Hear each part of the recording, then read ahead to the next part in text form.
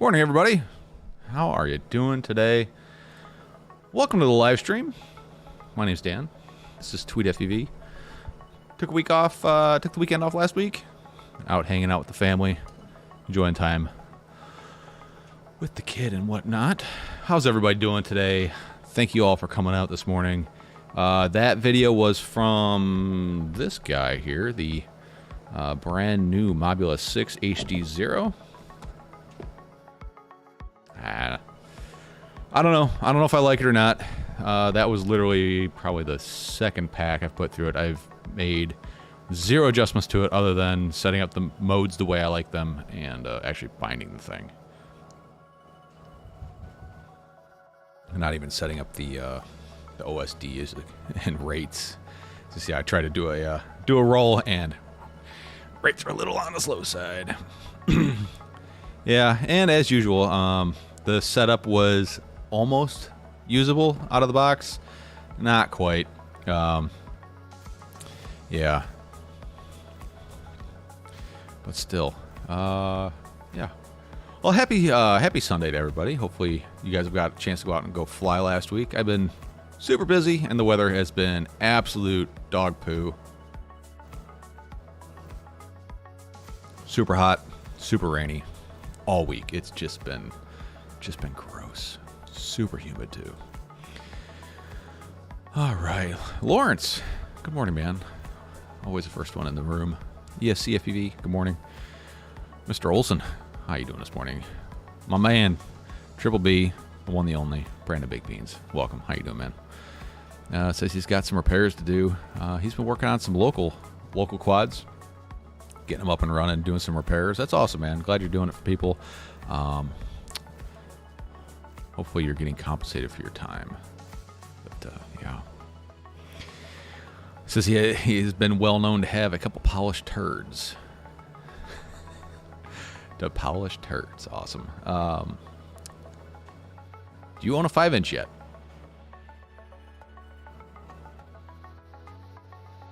Lawrence says he's got 2 that need work done. Lawrence has been bitten by the racing bug, and that's a good way to always have broken quads on hand. Bork, good morning. How you doing? Paul McDonald. Oh, welcome. Cosmic Damage. What up? How you doing? Let's see. Get this thing running over her. All right. Warren Upshot says the entry's still locked. Not that I come for the goodies, but I'll take them if they're given. Go packs charge. Is the entry still locked? Is the entry still locked? The entry for the monthly giveaway over on Patreon is still locked. That will go live for everybody on the 31st, that live stream. It'll go live for everybody. But if you want to get on it early and you don't want to be around for when it goes live, $2 a month. It'll get you in there. tweetfb.com. Click the links at the bottom there. But anywho, this month's giveaway is going to be one of these bad boys here, the Beetle 6, the Earl S version, because that's the new hotness.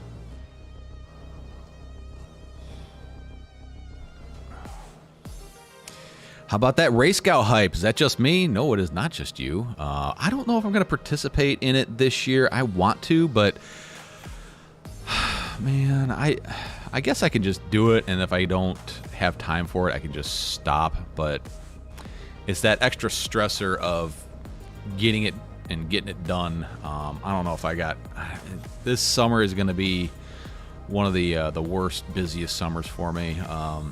Just because my whole family situation has changed a ton this year compared to last year. So, I don't know. We'll see.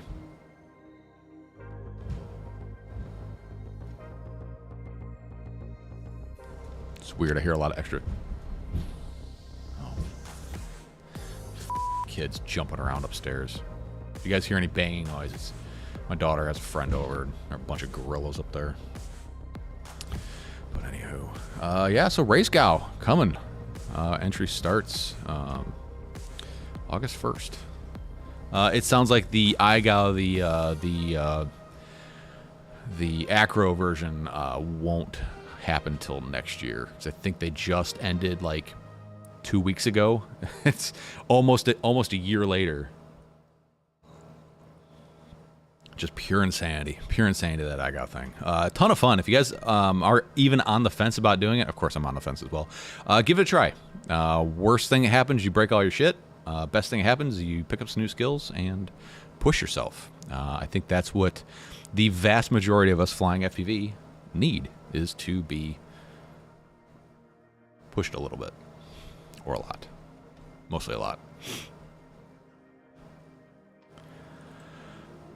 Let's see. Got my packs charged Friday night, and it's been nearly nonstop rain. Yeah, that sucks, man. Sorry to hear that. Brandon Baked Beans, got to do what you can to keep the local guys flying. I hear you.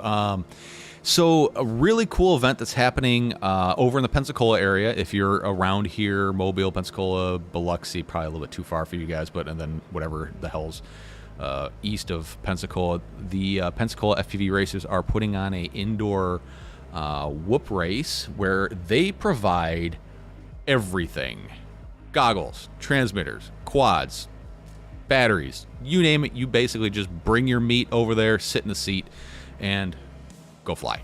I still haven't determined whether there's an entry fee or not, but they're flying the rocket drone. I think it's basically the guy's trying to start like a STEM initiative for like high schools, things like that. But the race gates are a mile wide.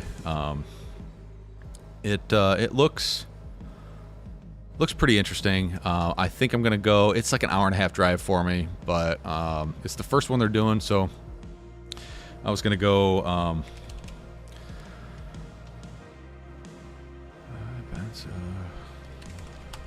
Sorry, if I was more prepared, I would already have this up, but I'm gonna bring it up here. So I think I'm gonna go anyways. It's a bit of a hike for me, but that's cool. I'm fine with that. It looks like a really interesting concept. And here is what we're looking here. So this is the rocket drone. They have two different style drones. One, it looks like it's a Cetus, so it has altitude hold, and the other one looks like a Mobula 7, I believe. Beta FPV controllers, Beta FPV goggles, or no, Fat Shark Scouts, and they basically give you everything and just go fly. So I don't know. I really want to support this initiative. I think it's great to try to get people into the hobby, especially kids. You know, especially when the parents have to be the financiers of you being able to fly FPV. This kind of proves that it can be done at a fairly low cost just to get in, and you know, it's a gateway drug. Once you're in, you know, you're hooked. But that is rocket drones. Pretty cool idea. I can't say I've seen that before, so I'm kind of excited about that. Steady Eddie, good morning. How you doing, man? Morning tweet, folks. Put tri-blades on my Mobile 6 HD0, 48 hertz, and it's pretty flyable. Yeah, I put tris on it, and I've got the 96 kilohertz firmware. I'll probably drop back to the 48. I think 96 is a bit overkill. It's pretty soft on the bottom of the throttle, but I gotta ditch this stupid PH 2.0 connector. That is certainly a bottleneck, I think, for this one. Motors are direct soldered, so no plugs there to deal with. It is a porker, though. You know, it's hard to like it when you're used to flying ultra lightweight things like this guy here. But ooh, that picture is beautiful. I also think I need to update the firmware on the HD0 board on this. There's some weird issues with MSP kind of lagging behind. If you saw in the intro video, I did some quick switch flipping and had a hard time keeping up. Yeah. Brandon says, if I fly 5-inch all the time when I tune, don't enjoy them. You know, I kind of have to agree with you. I didn't enjoy them in the beginning. Why can't I control the scrolling here? Thank you so much, YouTube. I hate you. Love you, but I hate you. Yeah, they're stressful, I guess, is kind of the thing I could say.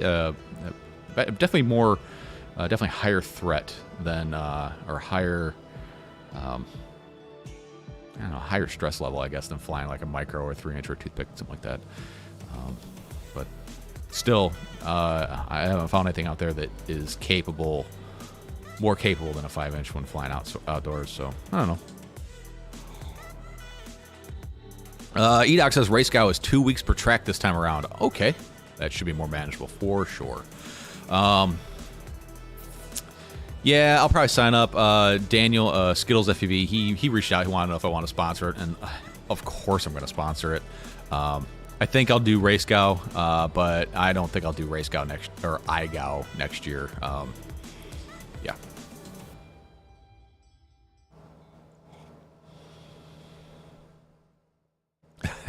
No racetracks on the inside. Oh, Brandon, good luck. Brandon Baked Beans says when you said Rocket Journal, I thought you were talking about the yeah, kind of like what was it, Austin Powers? Yeah, no, not exactly. It's super beginner level. If I went there and it is a bunch of beginners, I would clearly just go fly just for the fun of it. I don't know. I don't know the skill level of those guys. I've never flown with them, but you know, it is what it is. So I dropped the light list comments in there. Go ahead and punch in one of those comments, and you can play with the old lights in the background there if you want. Brandon says my kids just passed out back to bed after breakfast. Man, that's awesome. Yeah, my daughter, she's home for this. Well, she's home for the next year, so she'll be living with me, doing the single dad thing. But we've been having a lot of fun together. She turned 8 last year. She's well, obviously, she'll be 9 here in a couple months, and she's kind of at that level where we kind of like to do the same things, like playing video games, hanging out, seeing movies, doing outdoor stuff. You know, so it's become a very fun time for me. We've been trying to find good games on Steam that we can play together. Still on the search for them. We found a couple, but yeah, anywho. Kind FPV, how you doing this morning? Welcome. My kid is in grade 9. Are you in Canada? Kickstart program. He got COVID and now is in bed. Oh, sorry, man. Sorry to hear it. Sorry to hear it. Well, kids seem to bounce back pretty darn quick from that shit.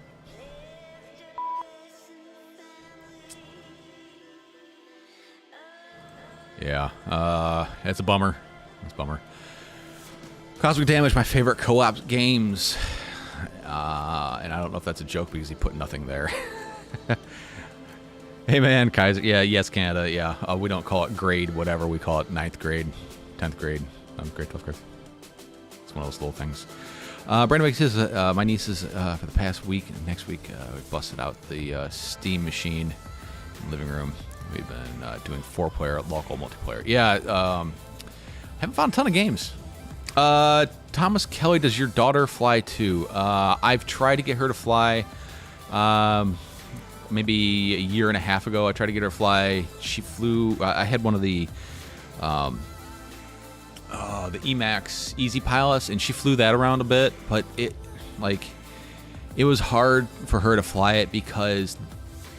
Like, you would just fly till the batteries were dead, and you get like 4 or 5 flights out of it, and the batteries were destroyed because it would literally go till the batteries could not lift it off the ground anymore. She likes the Emax Easy Car thing. Here.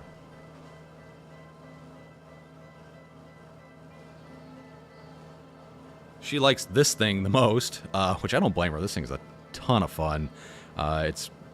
Come on, it's the Emax little FPV car thing. This thing is a stupid amount of fun. Just stupid amount of fun.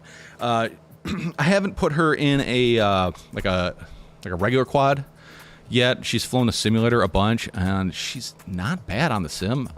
It's something that I think we're going to revisit this fall once it kind of cools off a little bit outside.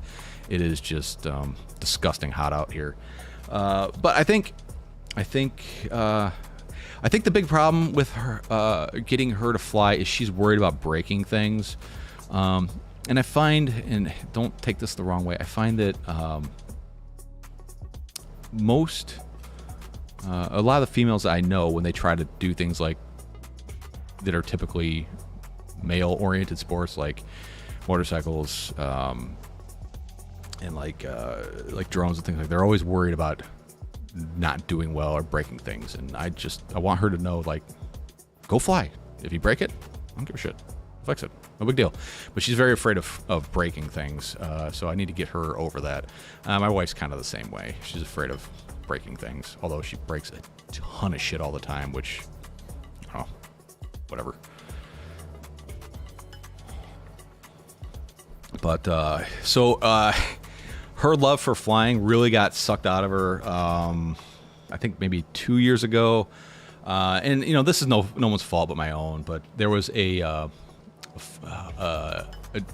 flying contest put on by another pilot. It was a girls only contest, and my daughter's like, "Can I enter?" I'm like, "Yeah, sure, why not?" And it was something simple. Just she got up, flew, went through like this tire swing in the backyard, and landed. It's a lot. It was pretty darn good for a 6-year-old, at least for her, and she was just excited about doing it. And I submitted the video, and they came back and said, sorry, bro, disqualified because you didn't show a video of her actually flying. I'm just like, what the fuck? And it was like every week. She's like, hey, did you post a video? Did you post a video? Did you post a video? And I'm like, yeah, I had to break it to her. She was pretty upset about it. More upset than I thought she would be. It was a big accomplishment for her, and then to get put down like that really kind of hurt her confidence. So, and I don't think she's flown since then, except for in the sim. But anywho, yeah. Kaiser, yeah, 9th grade. Yeah, it's the amazing little tells that can differentiate U.S. from Canada. Like I say, pop. U.S. says soda. Actually, no. The northern half of the country says pop. I grew up in Michigan. It was pop. It's always been pop. And not till I moved into the South, I started calling it soda. So there's a little bit of overlap between the northern states and Canada. Cosmic damage. Yeah, it was a joke. Just dumb pressing enter by mistake. Anyways, couch co-op games. It's just Unravel 2. Got that. Rayman Legends. Don't have that. Death Squared. I gotta write this crap down. Because I will forget this, because I have the memory span of a goldfish.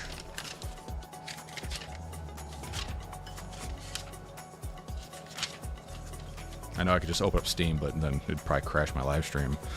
Let's see. Rayman 2. I think somebody at work told me about that one. Death Squared.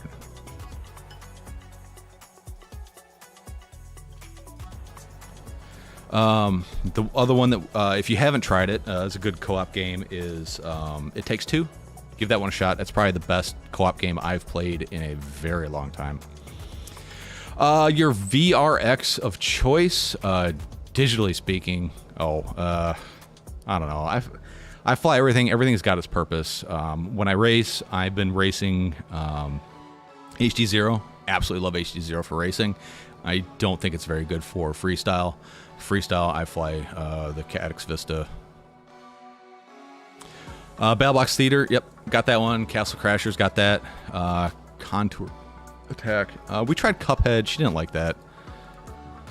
Jamestown Lovers. Dangerous in Space Time, yep, we got that one. Mini Motor X. Overcooked, got that.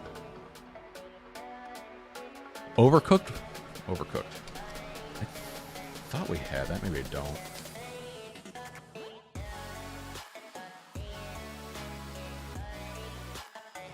Yeah, I just want to enjoy her summer before we start school. She's starting another school.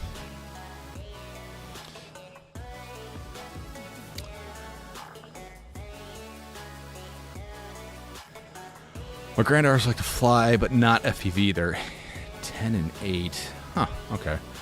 I would like to learn to fly fixed wing. I can't. I've got a few. I've flown them a little bit. Never really set aside time to go out and like fly and learn how to fly them. But yeah, Mike Bergman, how you doing, man? Welcome. Hope you're doing all right.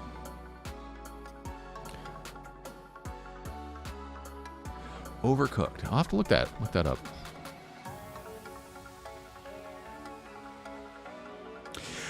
Morton, yeah, it's amazing the little things we do that destroy our kids.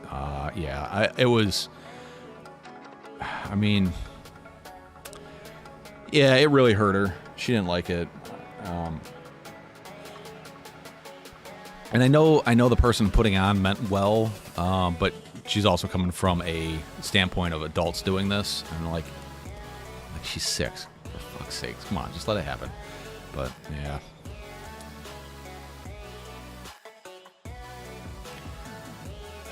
Yeah. Check out Overcooked. Okay, I'll check that one out. It's fun with 3 or more people than I thought.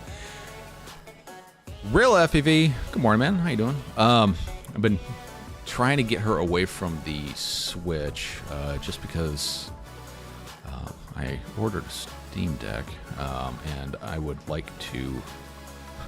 I just want to stop supporting Nintendo. They've been doing a lot of really shit things lately. Yeah, It Takes Two. The graphics are really impressive. It is mandatory 2-player. Like, you can't do it with one person. The challenges are great. The storyline is a little weird. It's about a family going through a divorce. So I mean, I'm sure a lot of people are gonna relate. But yeah.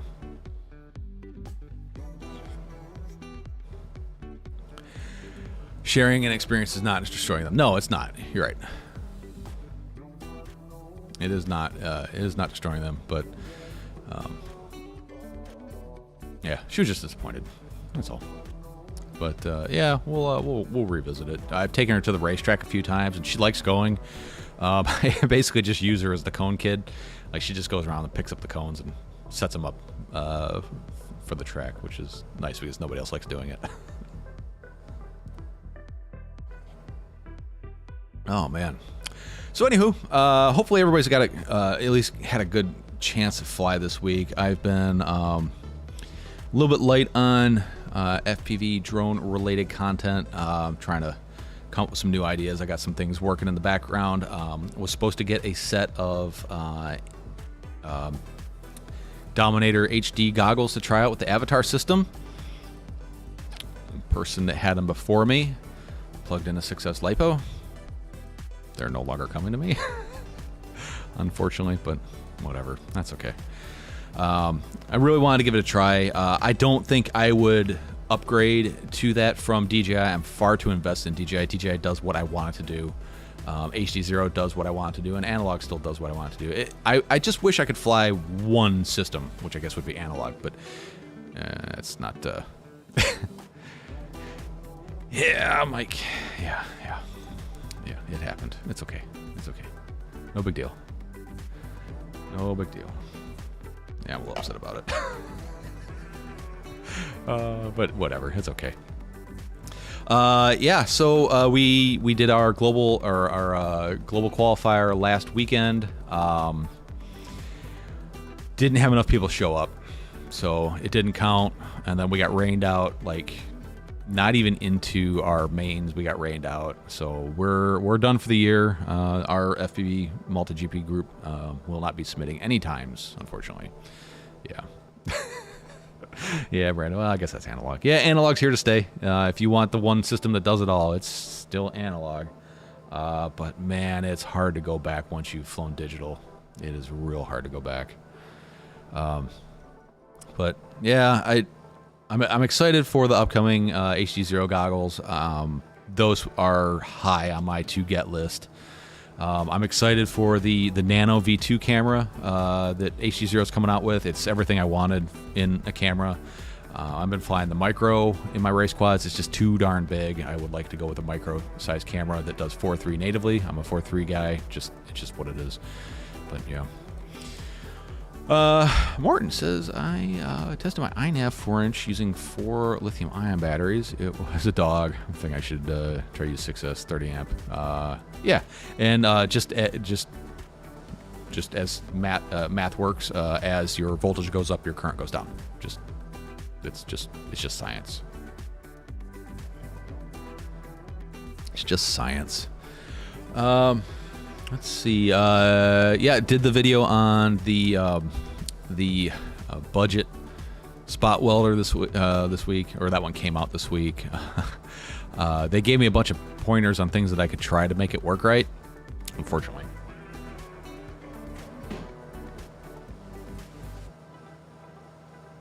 This is kind of what it looks like now. I found a lot of really weird things about it that really don't help. It's only run off 1S. I mean, these are in parallel, so there's a lot of capacity, but it's only 1S. Not a lot of material joining the leads to the board.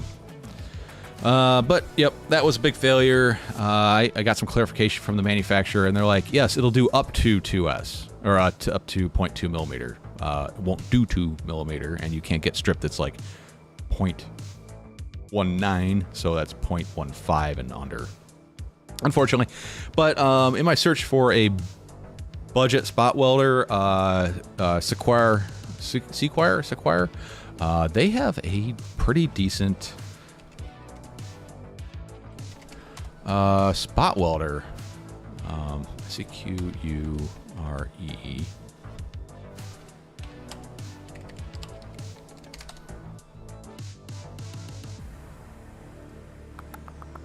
This little guy here. This looks to be probably the best budget spot welder out there. You can find it for less in other places, but this looks like it's going to be about well, I've seen it for 150 in Banggood, but I think this is going to be about the best you're going to be able to get for budget spot welders.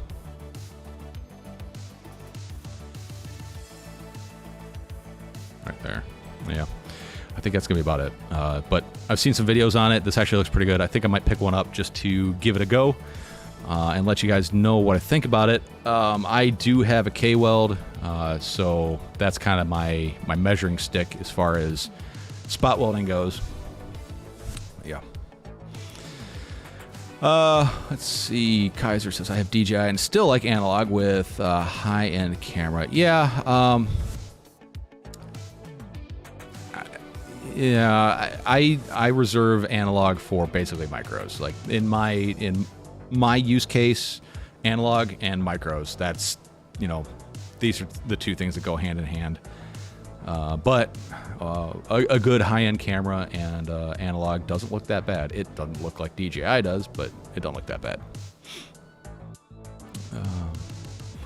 I like to fly analog on things that don't cover ground too fast now. I'm excited for updates to make fetch nail even better than DJI in the future. Yeah. As of right now, the initial videos that came up for the fat snail were pretty shitty. It looked really bad. Then there's been some firmware updates, and it looks pretty darn nice. Plus that Betaflight OSD, man. I've been flying DJI for so long, I don't even know what I'm missing anymore on the analog or on the DJI or the Betaflight OSD until I go back and fly any of my other quads. I'm like, oh yeah, that's right, warnings. I miss those. I miss those a lot. Yeah, Steady Eddie, it's a bummer. Our multi-GP group, I think, is pretty much dead at this point. It's hard to get more than 4 people together on a race weekend at this point. Things are just far too expensive. Life is getting in the way for a lot of people. Like some of the people, they just don't, like when they come out and they fly, they don't push it at all. They're just afraid of breaking things because they can't afford to fix it. Yeah. Hey, any idea what max voltage I can plug in on the HDO2 goggles? I believe that is, I believe it's only 2S. 2S is going to be the max. Pretty sure, like 99.99% positive. 7 to 13 volts, 2 to 3S. That's all you can put into it. 2 to 3S. Brandon says the last update seems promising. I wish they improved. DJI wasn't even that great until a few updates. Yeah, exactly. DJI looked like hot trash when I first tried it. It looked amazing because that was all we had. But compared to when DJI came out to now, it was garbage, just garbage. That's why everybody, like in the very beginning, everybody was like, DJI is just as good as a Runcam Phoenix on a good VTX. It ain't that way anymore, guys. It is way better than that. When it first came out, it was it was definitely better than the best analog setup, but not by a ton. I think the big thing for me was just that enormous field of view in the goggles, which I don't even really like all that much now.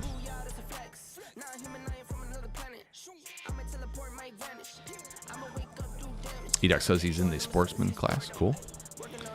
I'm going to try a Tiny Trainer race at our next get-together. They are so much fun. Yeah, it's still, to date, Tiny Trainer, one of my most funnest, is that a word? My most fun quads to fly to us. What? So how does power HD0 ATX? Okay, let's read this. 2S. What? So how to power HD0 VRX HDO2 goggles? I power it like this. I have a 2S lithium ion pack. Focus, you fack. 2S lithium ion pack. Take the balance lead. Another barrel jack. Into there. I mean, obviously these are Orcas, but same concept. Still run only 2S. So yeah, the HD0 VRX runs off 2S. So that's use the same pack for both.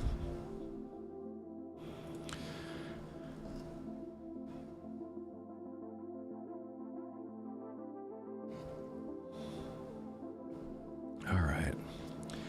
So let's say let's do a giveaway today. I have in my possession the last two. Wow, camera's really shaky today. The last of the sub 250 FEV crates. FEV crate, if you guys didn't hear, their subscription service is no longer available.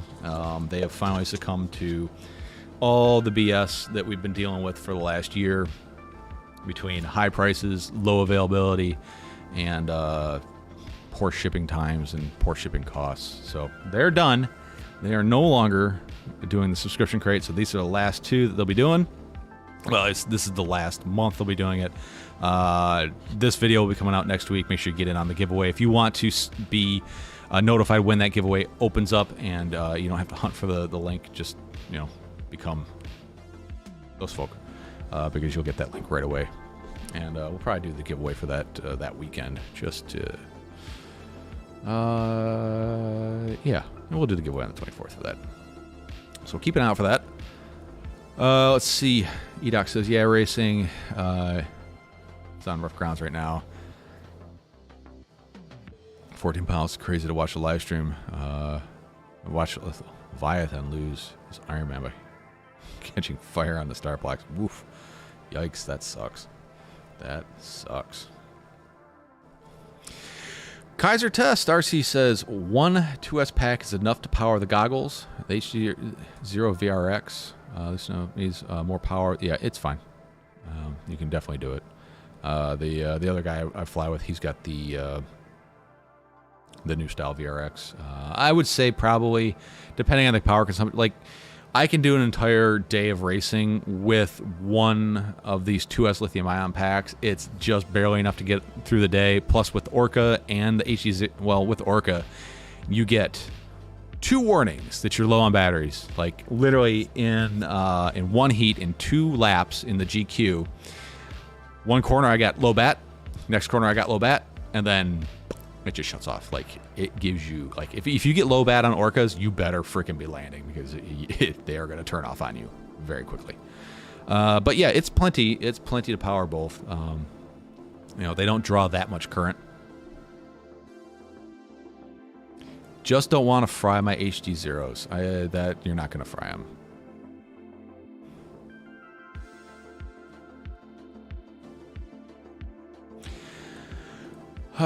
Yeah. I think that's about when I canceled as well.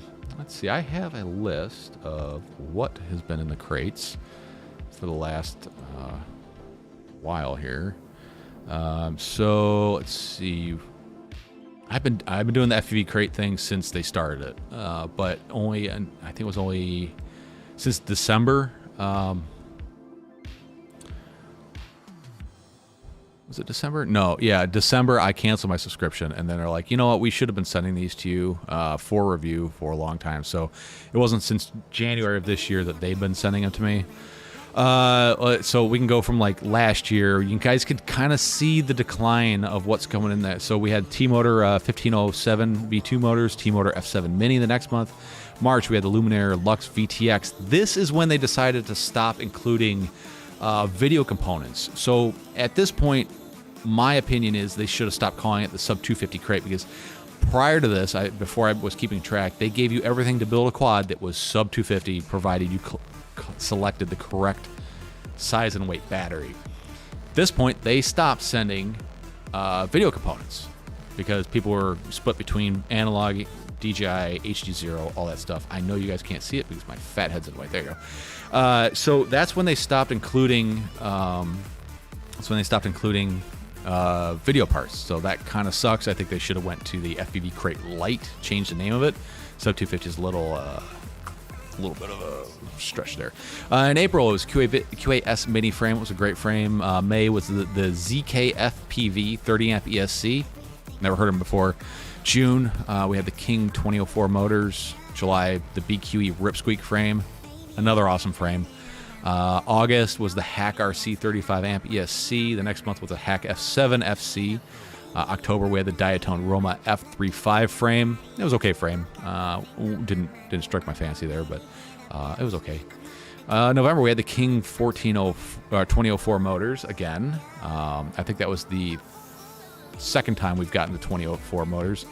We had the JHEMCU F4 V2 Deluxe. This is the first crate that I think that we got that was almost on par with what the retail price of the component was. So the F4 FC was about the same as what the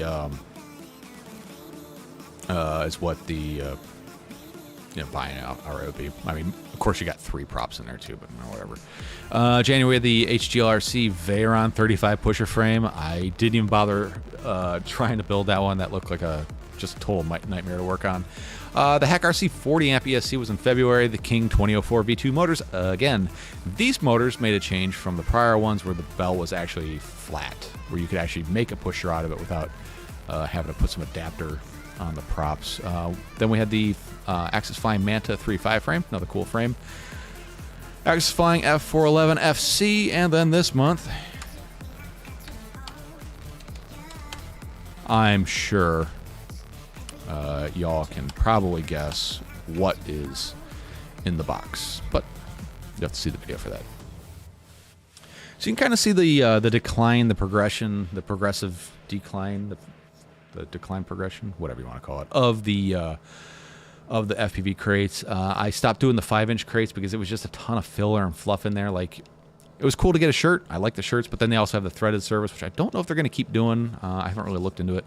It was nice getting a shirt every month, but then there was stuff like, I don't know, how many rolls of solder do I need, and like aluminum quad I don't know. It was just silly stuff. But yeah, I think Morton got one of the Veyron frames, and yeah, he says it was a total pain he has to build. Let's see. The new ones draw more current. Yes, they draw more current, but that's in no way going to affect your goggles. If anything, it'll affect the runtime on your goggles. Yeah. Have some HD0 stuff on it. Really cool. HD0 is great, but it's right application. I don't think it is. HD0 for racing is great. I'm able to fly faster because I can see things clearer. It requires less time for my brain to process what the hell it is I'm seeing. I'm older. It takes me longer to. I mean, I don't have the hand-eye coordination I used to. I feel like I fly. Man, my nose itches. I feel like I fly a lot better and faster on HD0. It could be completely placebo. I have no idea, but hey, results are results, placebo or not. It is what it is. For acro, HD0 is okay. The people who should be buying HD0 for acro are the people who want something better than analog and hate DJI. But I think that 1 watt VTX is too big, runs too hot. Maybe when there's a V2 that comes out. I like the fact that it's now able to run on 6S, which is good. The newer ones can. But I don't know. HD0 for acro hasn't impressed me yet.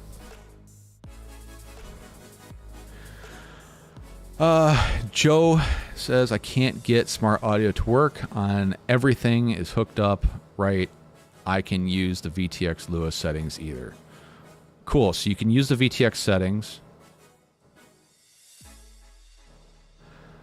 Joe MCK, there's a lot more to this than what I can unpack here on the live stream. If you want to hit me up over on Discord, go to tweetfv.com, click that Discord link, and drop into the troubleshooting section like these fine folk here in the troubleshooting section, and post up what you got going on. But you need to be specific. What gear are you running? What flight controller? What VTX? Where do you have it hooked up to? It says I can use the VTX settings. So you can use them, but you can't get smart audio to work. What? I'm sorry, Joe. That doesn't make any sense. You can't get smart audio to work, but you can use the VTX settings. Ah, there we go. That makes sense. More sense. I meant can't. Okay. Yeah. Well, we don't have a lot going on. All right. What flight controller, what VTX are you working with? I'm curious here. We'll see if we can nail this down real quick. Anyways, let's do a giveaway today. I've got some things that I want to move along.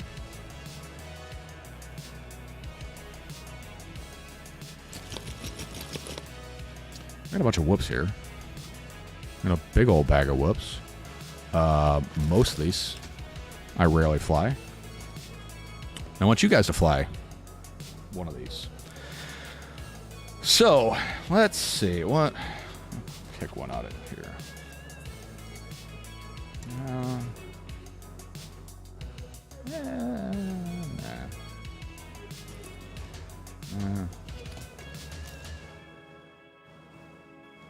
I know Brandon wants this one, don't you? Yeah, you want that, don't you? Let's see here.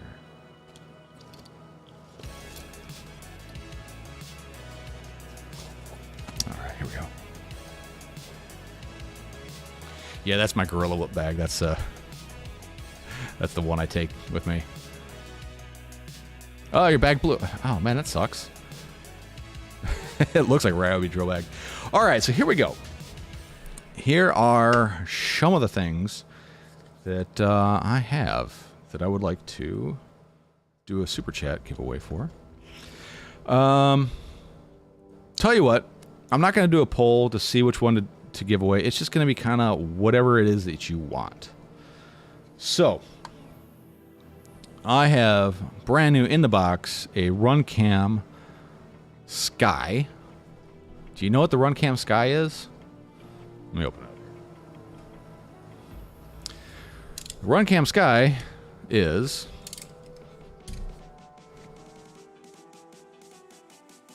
the thumb. Got a brand new Runcam thumb. Okay. I have a 75 millimeter 1S HD whoop. This has a Runcam split of some sort, running 1102 18,000 kV motors on FR Sky with BT 2.0 right there. And then the other one would be I have one of these house FPV ELRS controller adapters, so you can run Express LRS to your computer. So I think those will be, let's do a super chat for one of those three things. Pretty sure I know which one someone's going to pick. Thumb Pro. Not Thumb Pro. Not Thumb Pro. Regular thumb.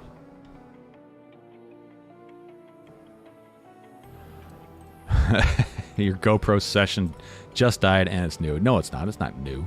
There's no such thing as a GoPro session that's new. They're all old or refurbed.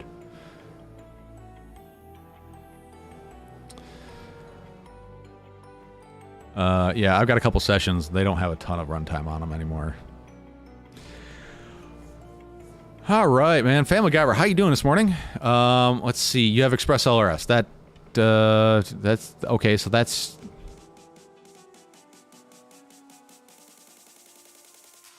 SkyStars S7 HD Pro.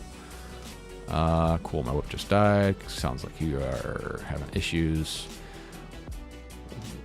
Which VTX do you have?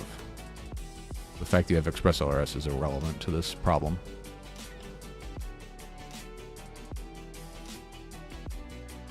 Bought it new on eBay. It's not new. There is no such thing as a new session. They're all used or refurbed. They haven't made a session in probably, what, 5 years now? It's Mach 3. Okay. Mach 3. So that, I think the Mach 3 runs Tramp. No, that's smart audio, isn't it? Mach 3.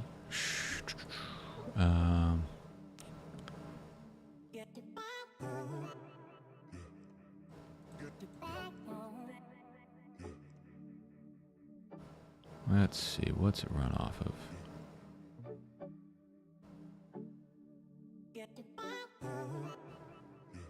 Yeah, runs off smart audio.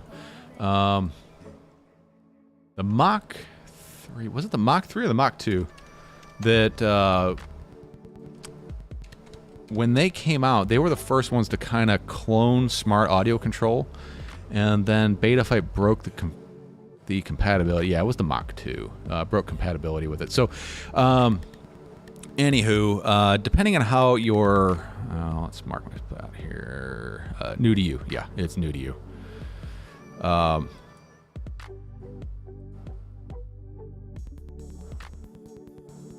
Family Guyver, good for you. Congratulations, man.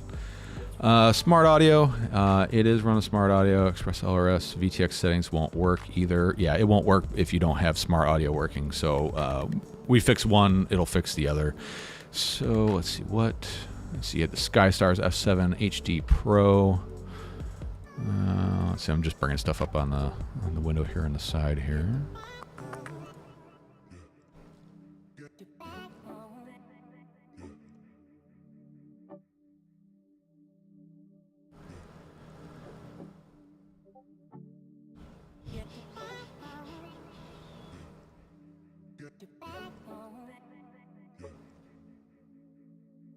Okay. So here we have your flight controller. Here's I think this is it. Let me know if this looks correct. And this is your flight or your VTX as well.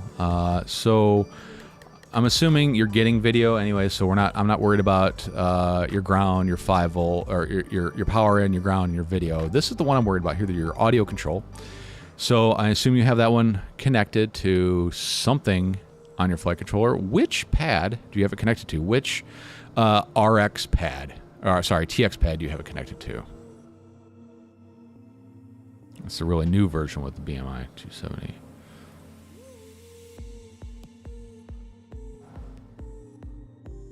This one?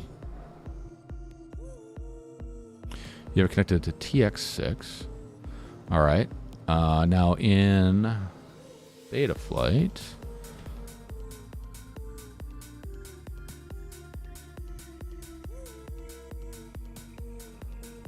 in your ports tab, over here on, well, if this had 6 UARTs, it would say UART 6 here. Over on peripherals, you need to have this selected to VTX TBS Smart Audio.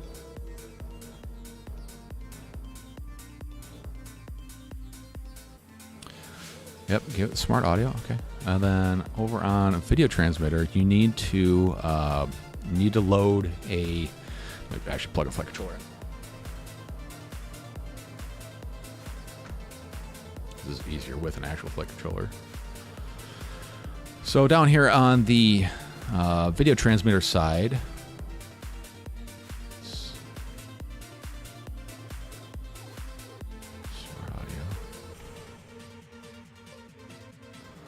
So down here in your video transmitter, you need to load a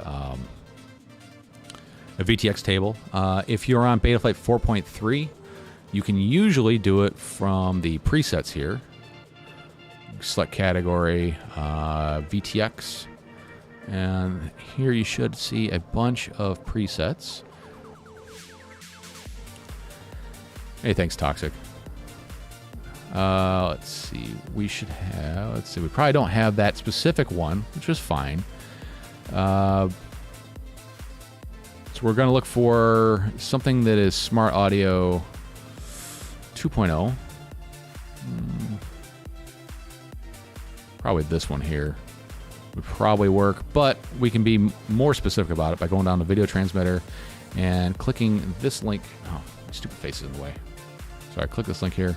Go to this page. It says go to this page.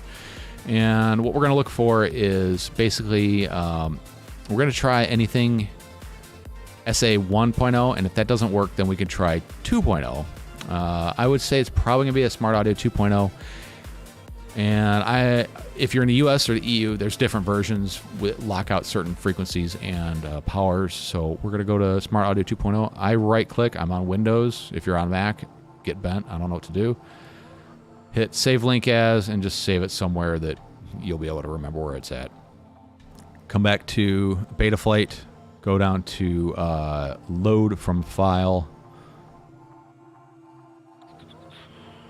And find that smart, that VTX table you just downloaded, and hit save.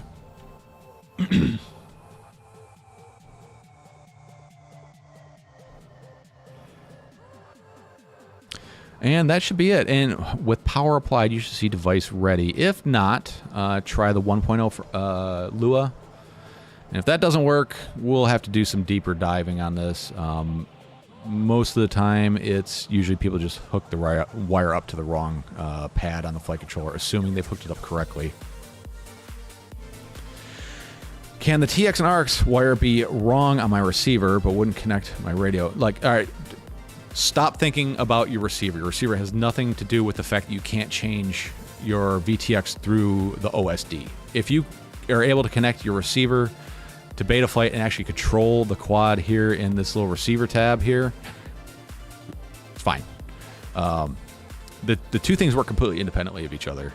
If you need to be able to get it to work through your OSD first before you move on to doing the VTX backpack or the VTX controlling function through your controller through the ExpressLRS Lua.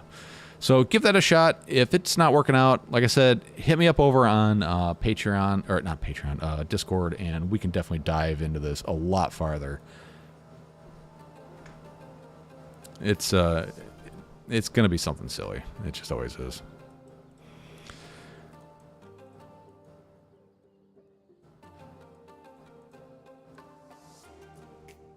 Link to the VTX table in Discord. All right. All right, I'll put that in there. Upload a file. Or I'm doing...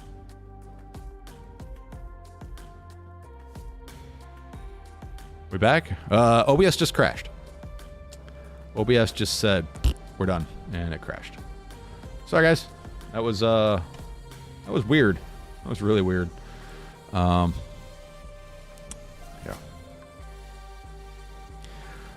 That was weird. I've never had OBS crash. But it was a quick crash. Quick one. Anywho, like I said, Joe MCK, go over to Discord and hit me up. We'll solve it over there. YouTube and the YouTube chat's just a terrible way to do troubleshooting. It just really is. It doesn't work well. YouTube keeps crashing. Sorry, man. Yep, I'm back, unfortunately. You guys got to look at my ugly mug for another hour. All right, guys, so we talked about the giveaway. $5 Super Chat will... I'm going to give you a choice of one of these three things. The Runcam Thumb, this HD 75mm 1S whoop, or one of the house ExpressLRS boards. So, yeah. Hit that super chat button down there, or you can do it over through PayPal if you want, whatever, twitfv.com. You can find a link there. If you do that, just put in the chat that you did the PayPal thing. We'll We'll get it counted and we'll put you on the wheel. And also, if you want to get in on the Beetle 6 giveaway, this is brand new in the box. Beetle 6 comes with, I think, 2 lipos. Was it 2? Yeah, it comes with 2 packs. This one, it comes with shit. It doesn't come with a damn thing, which kind of a bummer. Not that I like the batteries, but hey, batteries are batteries. For what I paid for it, I was expecting at least have 1 battery in it. So yeah, no batteries in that. But it, I don't know. It's kind of growing on me. I want to fly it at like an indoor lit whoop track, just because that's, I think, going to be the coolest part about it. Is just being able to see everything really well. But yeah, you know, it is what it is. Another thing, I want to show you. I get a kick out of this, but we got the Express LRS GitHub. If you don't know, there's a Express LRS web page, which is basically the instruction manual for Express LRS. Then there's also the GitHub. Morton Upshot says, in for one, we'll decide if I win. That's exactly the plan. That's exactly the plan. Let's start a wheel here. Wheel of names. Boop, boop, boop, boop. All right, and I will shuffle these just as a heads up. So anyways, we can go over here to contributors. This is the contributor page. I'm going to go all the way down here and look at that. I'm officially a contributor to the Express LRS project. They finally accepted my PCB for the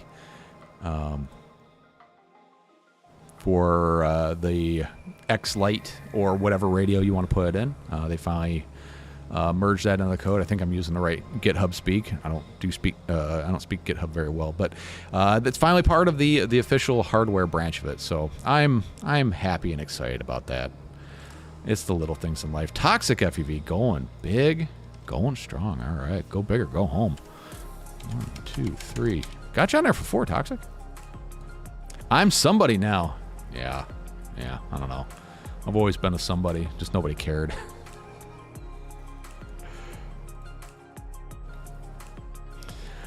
All right, I'm gonna go back to the chat here. Make sure I didn't miss anything in my my couple minutes of downtime when YouTube said or OBS said we're done.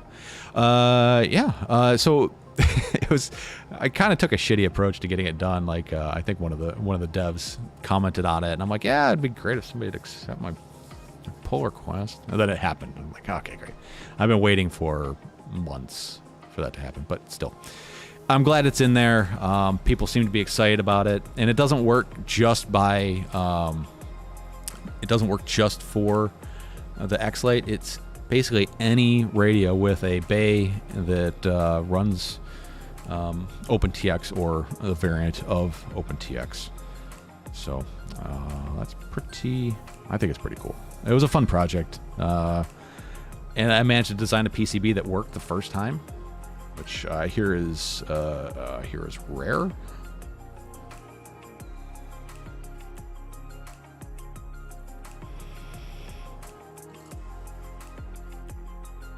All right, Steady Eddie.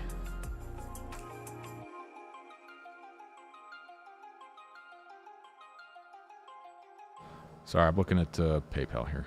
I got Lawrence, Steady Eddie.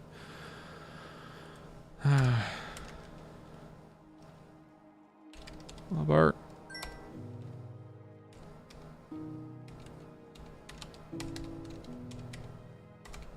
And Paul McDonald. All right. Thank you, guys. Thank you so much. Appreciate it. Got Keith Drones in there. All right. Thanks, Keith. Keith Drones is my my canary in the coal mine for HD cameras. I keep asking him, what's the one HD camera to get? What's the one HD camera? And as I expected, he said it's the Bones, and I gotta kind of agree with him, at least from what I'm seeing. But I've seen some killer prices on the DJI Osmo Action Pack whatever 2, the little session looking thing. I've seen some pretty good prices on that this last couple weeks. It's hard to It's hard to overlook that. Oh, by the way, we'll spin the wheel at about 11:45. It's 11 o'clock-ish where I'm at right now. But yeah, the bones looks pretty good. I do like the naked GoPros that I've been building. I don't know if you guys caught that. Oh wait, that's not out. I think that'll be next week. It'll be the how to build a naked GoPro Hero 6 from nothing but parts. New parts, actually. These are new parts. Not previously owned parts, but new.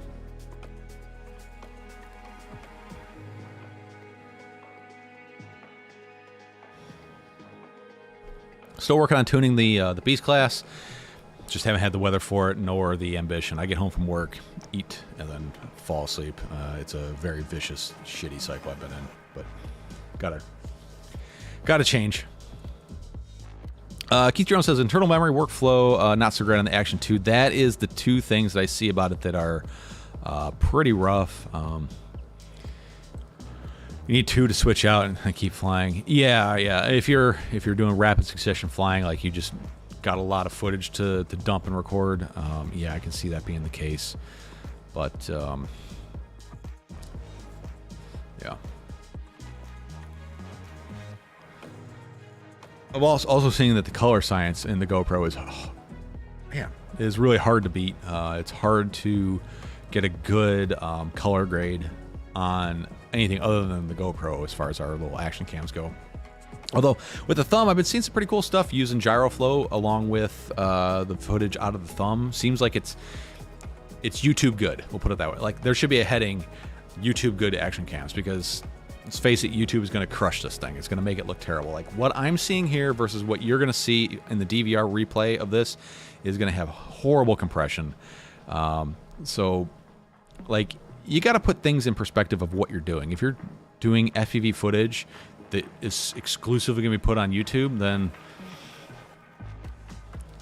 it's not going to look as good to everybody else as it does to you when you're rendering it out on your computer. It's just the price we got to pay to use a free platform like YouTube here. Man, nose is itchy.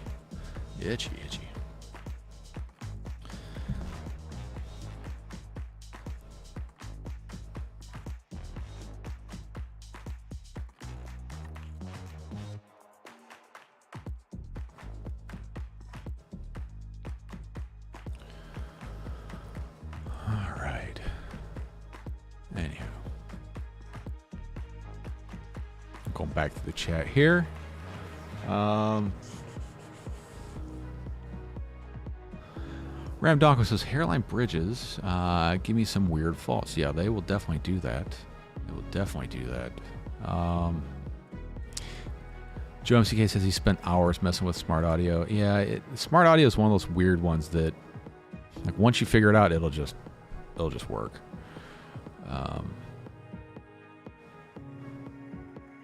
All right, yeah, we'll see over on Discord there. Thanks. Let's see. Family Guy 5 pretend money said broke. It's a thought that counts. Love your work. Thanks, Family Guy. Really appreciate it.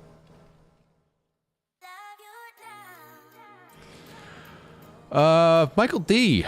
Still living the LED. Still loving the LED drone he made. It's really cool. Wish I had a 3D printer make one. Forgot how much did it cost you to make. Oh man. How much did it cost?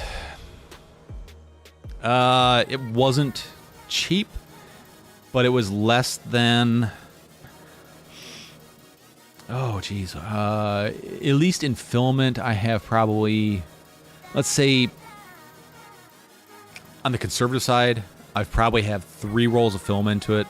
Less than 1 roll of white for the diffusers. Let me see, I could turn it off so maybe you can get a better look at it.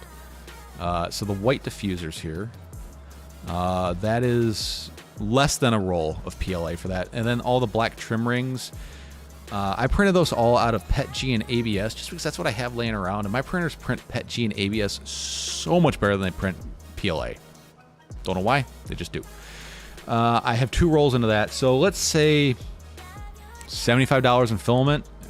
You'll still have some left over. I didn't use it all up. The LEDs were the expensive part.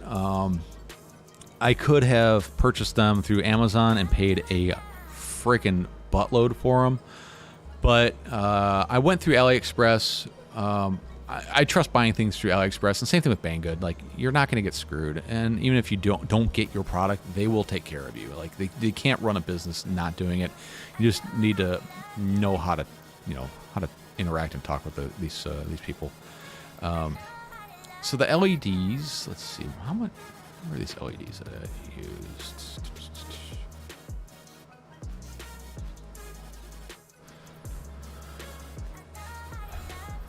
Let's see, black PCB. These are the LEDs that I used. 1 millimeter, 144. No, 1 meter.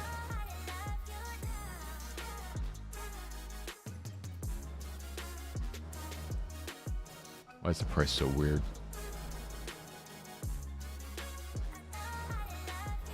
I used the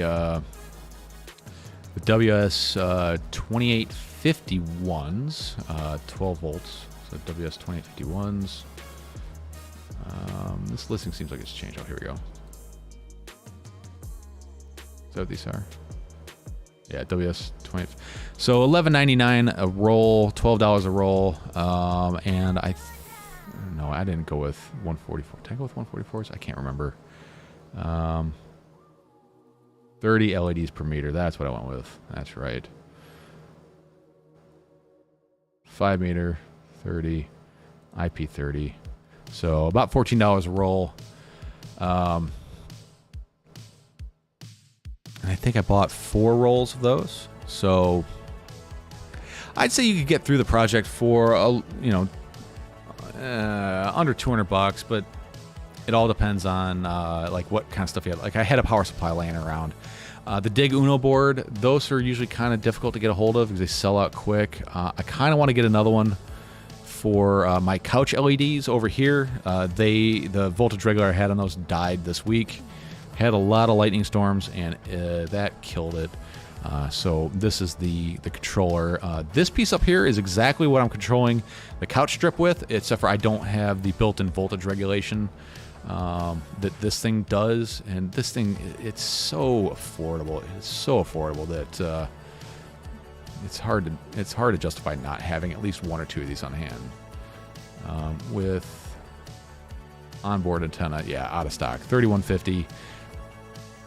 It's pre-flashed, ready to rock. I would do that as opposed to just doing the WS 83, whatever the hell board's on it. You can get them from their online store.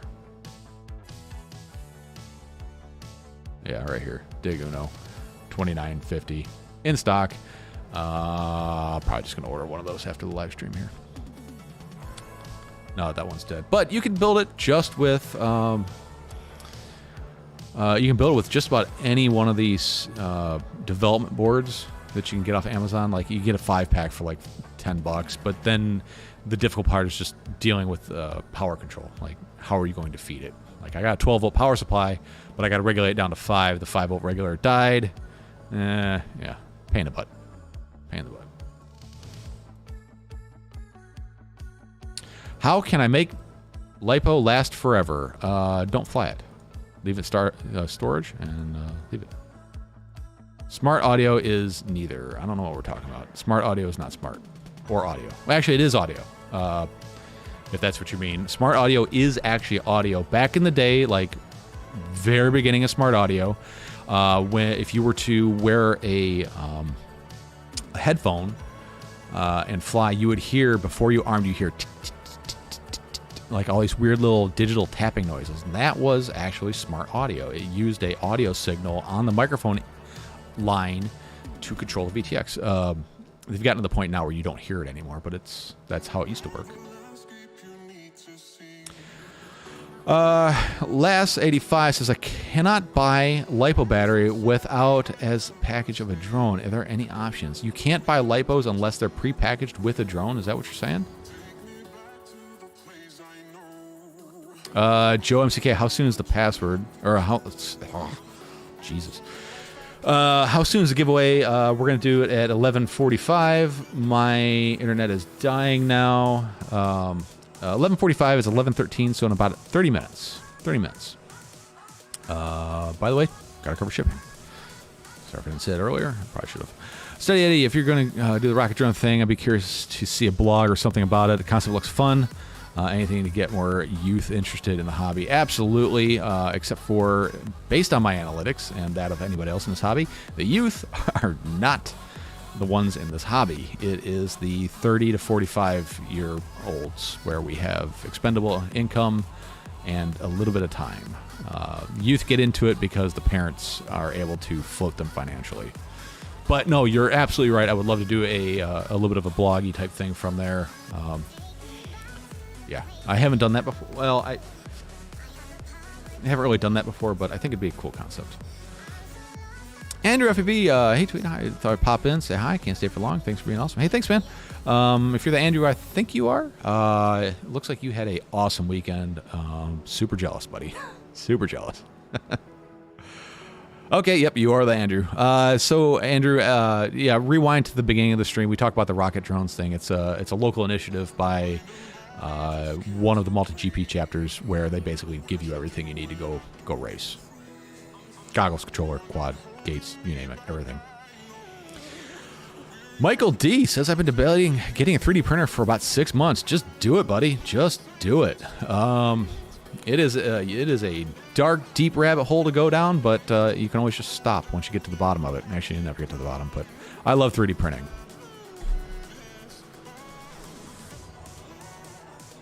As evident that I have 2 printers that basically run all day long, and then I've also got a resin one over there, which I try not to use because it's a pain in the ass. But when I use it, I print a ton of stuff. Just because if I'm going to spark that thing up, I'm going to make it worth my time. Tell you what, Michael, something better than... So 3D printing is just the smallest part of the whole thing. Learning how to use Fusion 360 is one of the most important things to 3D printing. Like, yeah, you can download somebody else's designs that suck or don't fit right or aren't exactly what you need off of Thingiverse. You can use Tinkercad to kind of move things around. Learning how to use Fusion 360 will pay more dividends than anything else. I didn't know how to use Fusion 360 when I started 3D printing back in like 2016, something like that. It's been a long time. Now I'm actually fairly proficient at Fusion 360, even to the point where I'm now doing subtractive manufacturing instead of additive. Additive meaning we're adding stuff to make stuff. You know, we're squirting hot plastic out. Subtractive means we have a piece of media and we're removing material from it, like carbon fiber. But yeah, I find it. There's a people that have a 3D printer and they print things like action figures, trinkets, weird stuff. I look at the 3D printer as, what can I use this for to make my life better? Like, here's a stupid example. My house I live in didn't have a garbage disposal. If you know what a garbage disposal is, I'm not going to explain it. Didn't have a garbage disposal, incinerator, whatever you want to call it. So I put one in. We need a way to power it. I didn't have a switch anywhere to power it. Like, usually there's a switch on the backsplash behind the sink. You turn it on. I didn't have one of those. I bought a hot tub. I did have a outlet under the sink for the dishwasher. I bought a hot tub switch, which is basically a button that has a bellows in it that it runs air pressure into a relay to turn things on and off. Bought one of those. What would I do with the button? I 3D printed a bracket, and it's mounted, like you open the cupboard door, and there's a big button there. Turn it on, garbage disposal comes on, push it again, garbage disposal goes off. Little things like that. That is where I find 3D printing to be the coolest thing that you can do. Let's see if I can find this. Yeah, I don't care. Go ahead. Find a picture here for you. I got some pictures that I think are kind of neat. I just gotta find them. Photo album's a mess.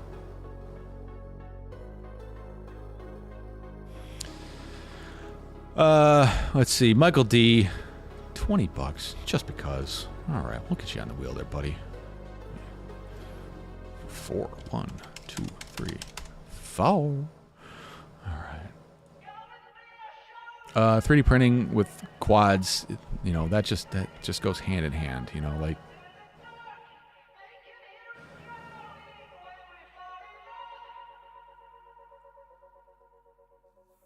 That's also in a specific location anywhere in the U.S. We're talking about the Rocket Jones thing. It's in Pensacola, Florida. I think that's where the guy's from. I think he's taken it up to New York to...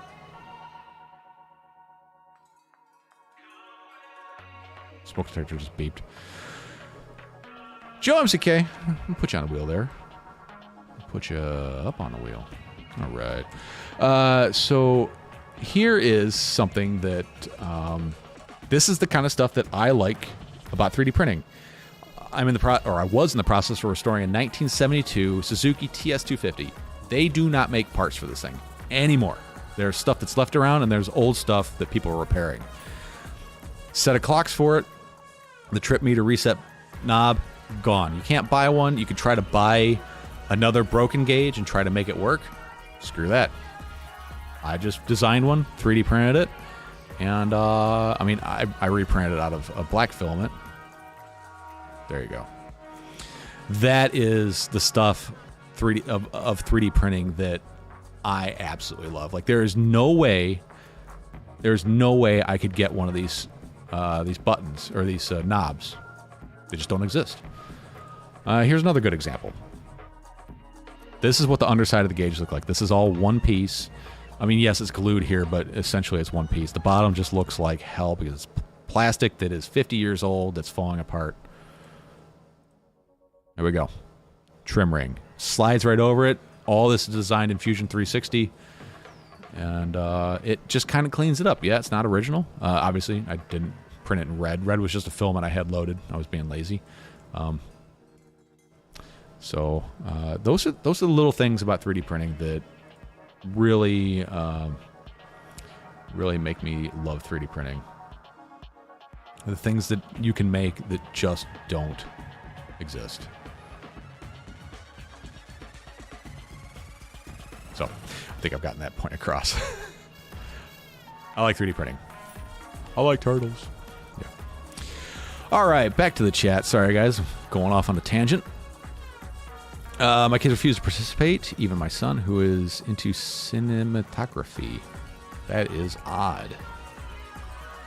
Edoc says, I hate my 3D printer, though. Hasn't worked for like 3 months now. Yeah, 3D printing is a love-hate thing. Like, when they work, they're awesome. When they don't, man, is it awful.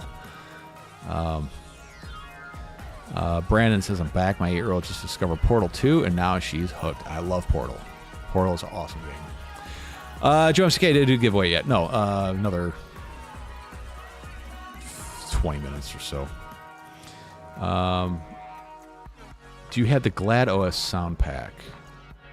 Oh, that's for Brandon. Wrong way. The YouTube channel called Product Design Online. It has some great Fusion 360 tutorials. Yeah, there are a ton of people that do really good Fusion 360 tutorials. And Fusion 360 is free for personal use. If you have to pay for it, ooh, God, is it expensive.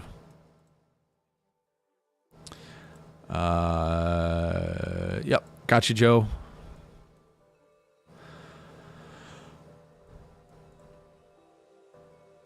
Could make stuff for work. Yeah, so the helicopters I work on they have 3D printed parts on them. It's one of the first times the FAAs have authorized 3D printed parts in the slipstream of an aircraft. Toxic. All right, buddy. Going big. 5, 10, 15, 20, 25, 30, 35, 40. You guys are going to have a hard time against Toxic.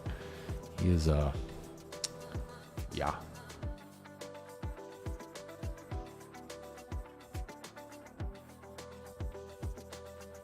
He is going big. Going big. Weren't we going to do a July Secret Santa at some point? Yeah. Keith, I really want to. I have just been busy AF right now. It might be like Christmas in August.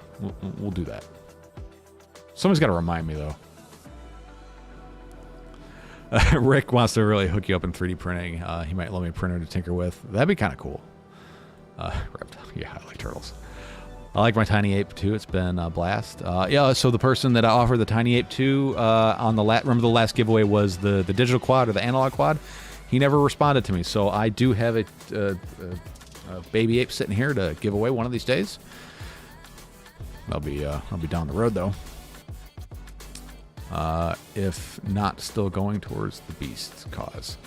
No, the beast cause has been caused. The beast cause I have right now is I just paid $3,700 some odd dollars to get my motorcycle repaired because, yeah, electronics.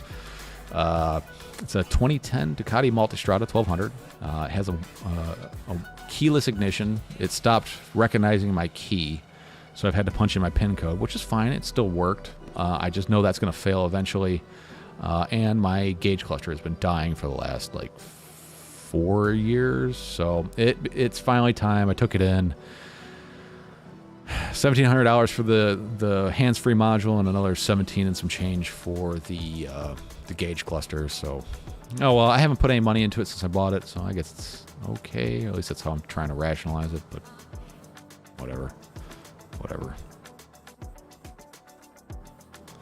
Michael D. So 3D printing is like FPV drone hobby. When everything works, but it works when it does. Yeah, it is very much like the FPV hobby, except for you're going to spend hours of your life staring at this little thing going, making stuff. Like this. Printing one of these right now.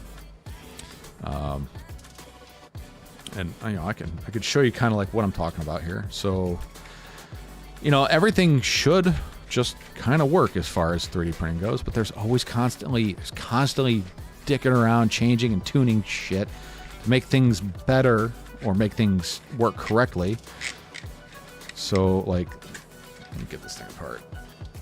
So I've got this print here. Let's hit this desktop cam here.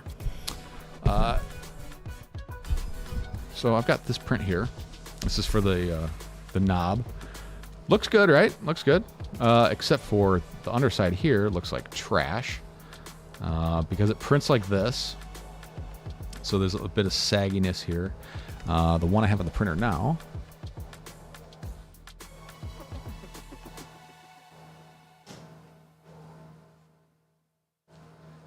That just finished with just a minor bit of tweaking, more cooling. Looks a million times better. There's a few little tiny zits on there, which I don't really care too much about. They look worse on camera than in person. The underside is so much better than this. Same type of material, just different color, different roll. So, and this is, it's like a 2-hour print. So now this one is acceptable. This one is now just waste, It's just junk. Which I think that's the part of 3D printing that kills me the most is just how much plastic I've thrown in the trash, just because it's not good. And then like even they're finally the spools that the materials coming on are now recyclable, which is nice. And instead of plastic being on plastic, that both get thrown in the trash. Yeah. June Loco, how you doing this morning? 3D printing doesn't give you the raw joy that FPV gives you, though. Yes, that is exactly correct. But, like, hey, I needed spacers for, we tiled a backsplash and now I need to space the outlets away from the wall. And go to Home Depot, buy the little plastic spacers for $1.20. Or I can make my own spacer, spend 2 hours waiting for it to print, 30 minutes to design it. They're perfect, and I didn't have to leave the house. That's where I'm at. That's where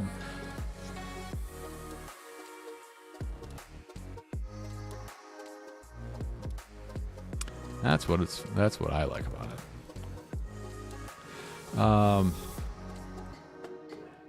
Have you checked out the RunCam Thumb Pro yet? I have seen some videos of it.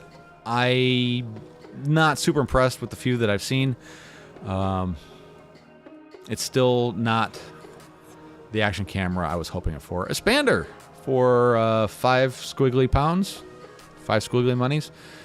Says, what's that wheel for? Put spin again instead. I will put that in there. The wheel is for your choice of a Express LRS. Oh God, what do we call this thing? So it's Express LRS joystick interface. So plug this into your computer, and you basically bind your Express LRS transmitter to this, so you can play Sims wirelessly. Because the Bluetooth SIM option in Express LRS, it's not very good, and I hate wires. So this was designed by House FPV. Super awesome job on that one. The other option is for a brand new Runcam thumb. Not the 4K, but the not 4K. Or the or a 75mm 1S whoop with a Runcam split on it. Run on FrSky. Anyhow. Tiny Freestyle, Tiny Ape are pretty much the same class. I like the Freestyle a lot.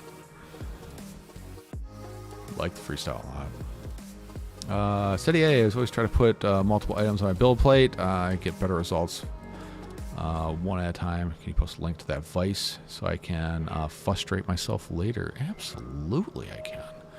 I absolutely can do that. That Vice is probably the most useful 3D print I have ever made for this hobby.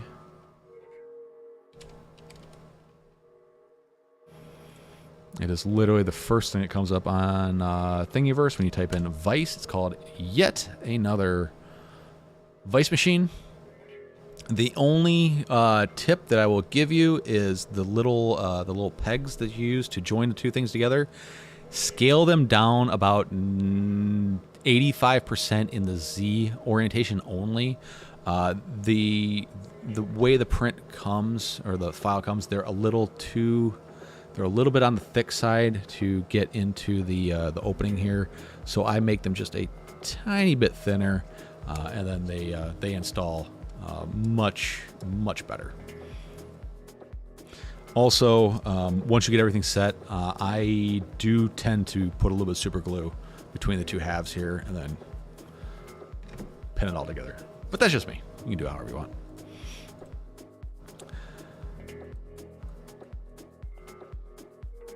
All right, but yeah. So the thing I'm working on right now for the whole YouTubey thing is the five best or 5 useful prints for 5 useful STLs for FPV. I think that's what the title is going to be. So if you guys have any ideas, what in your opinion is a useful, good 3D print for FPV, let me know. Let me know over in Discord or in the YouTube comment section down below. I would love to hear your thoughts on what you think a good, useful 3D print for this hobby is.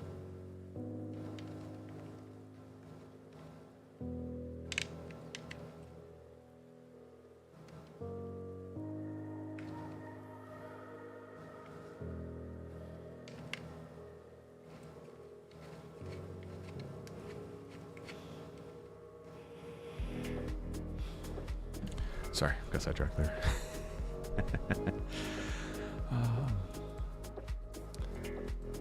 I got Printables profile full of them. Send me a link to that. I'm curious. Curious what you got in there. Jones, okay, how's the giveaway work? Do I pick one of them, or is it just random? Yeah, you just pick one. Pick one of the 3 things. I know the values are wildly different than each other, but variety is the spice of life, right? Brandon McBean says, I always flew it on 2S 450, and it was a blast. Yeah, it was always a blast. It was a fun quad. The only thing that really sucked about it is when the AIO died, you were just like screwed. Wrong way, FPV. $10 super chat. Removing resistors for flashing the APD on my X class so I can get RPM filters. That's exactly what I had to do after I had the whole thing built, was remove the stupid capacitors, flash it with a FTDI, and start over. By the way, heads up, wrong way FPV. You know the little solder pads around the APD ESCs to change the direction? Once you flash that beta firmware, it no longer pays attention to those. Ask me how I know. things didn't go well. Basically, I didn't break anything, but I certainly pooped myself a little bit when I try to take off the next time. So it's going to act just like BL Heli. You're going to have to get into the configurator and configure which ESCs are turning which motors which direction. The solder pads don't do anything. Joe, you're looking way too much into this. When I'm done with the wheel spin, I'll send you an email and you just pick. Nothing crazy. Spander, is JB or Ciati streaming today? JB is not. He's in Portland, and Ciati, I have no idea. I haven't caught a Ciati stream in a little while. I've been just so stupid busy. I've been meaning to, just haven't had a chance. Sorry. Jones K. Okay, cool. We're on the same page here. We got this going. Okay. Keeping things real loose and casual, just making it easy on everybody.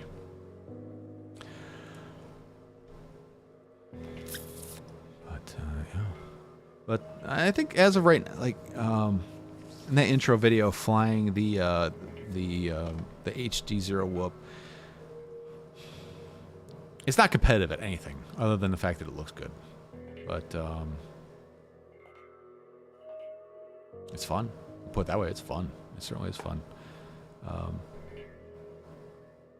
And I don't think Ciati is until Monday. Oh my goodness. What are you guys going to do all day? Maybe go out and fly. If you guys aren't charging batteries right now, you should probably go charge batteries. As I say that, I'm not actually charging any batteries right now. Let me just check through PayPal here.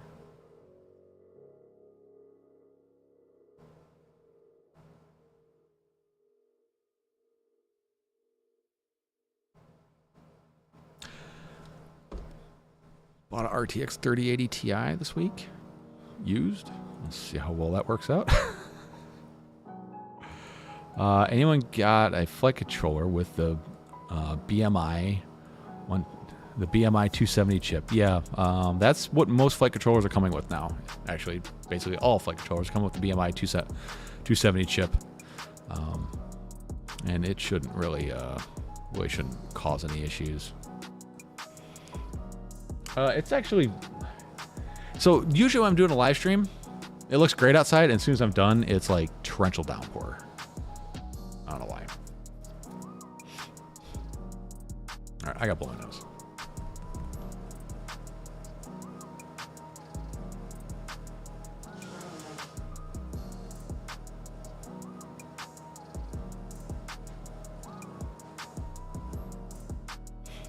That's better.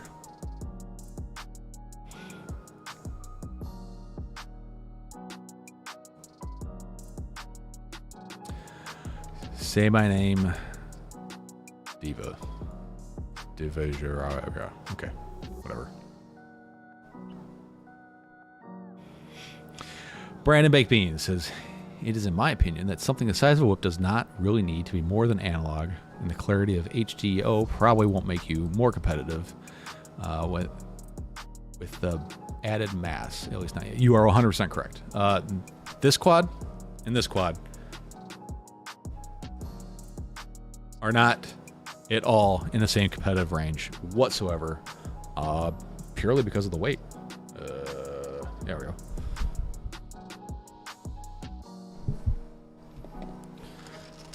Weight is the killer of micros.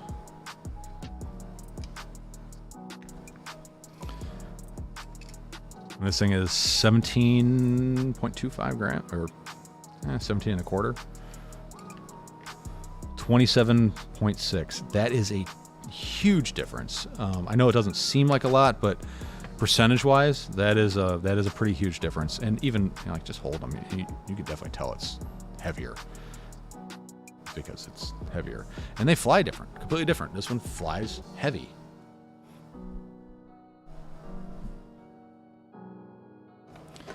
There's no free lunch in FPV, you know. There's always a trade-off.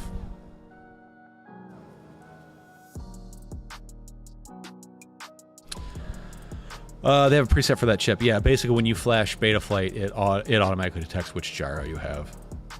So you should be all right.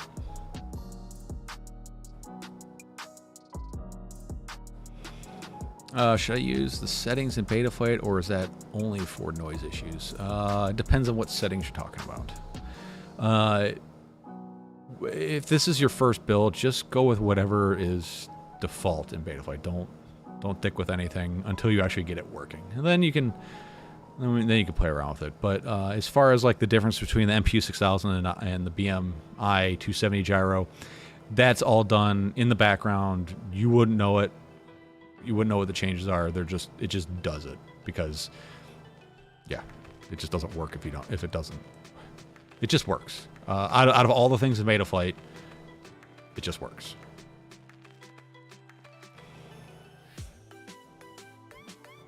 Mike Bergman says, sorry for finding the insurance company. What's the super chat giveaway for? It's for either a brand new Runcam Thumb, a 75mm 1S HD Whoop.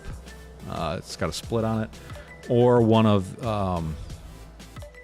House FPV's Express LRS controller boards. Controller module board setup deal is one of these guys. Actually, probably for this one because this one actually has a receiver in it. But you know what I mean? You know what I mean?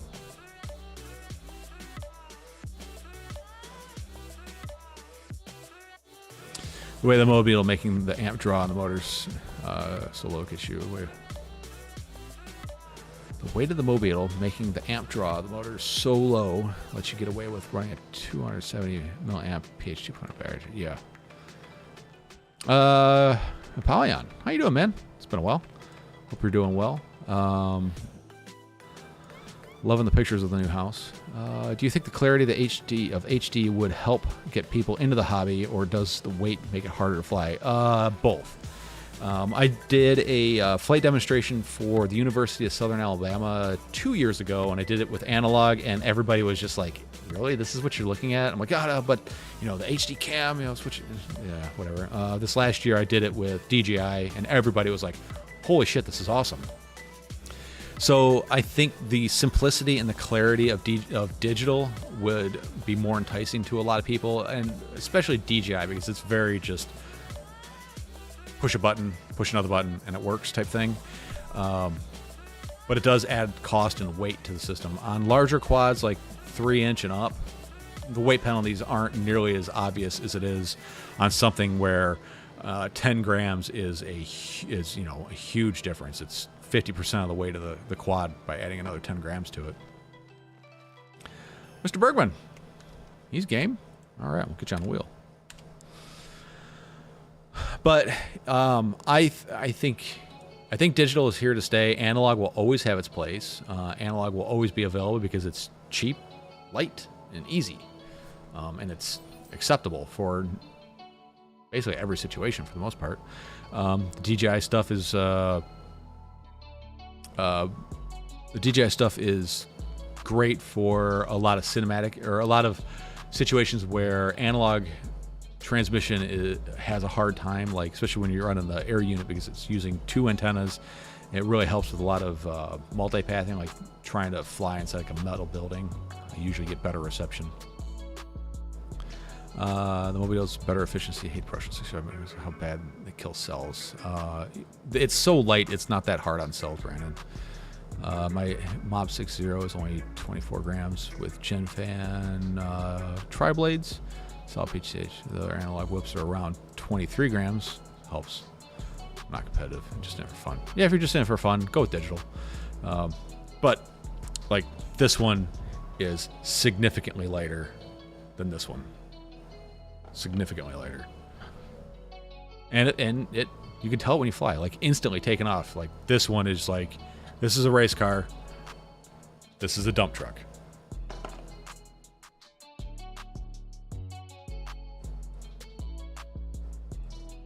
Yeah, the HD Whoop would never be competitive racing, like ever.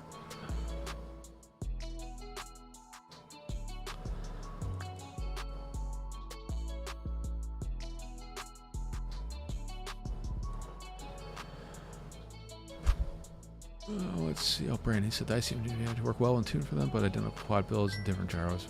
They will potentially tune differently. Yeah, they will tune differently, but they will both work out of the box. Like, there's no settings you have to set based on, like, Take like an Acon F7. One has a BMI 270, the other one has MPU 6000.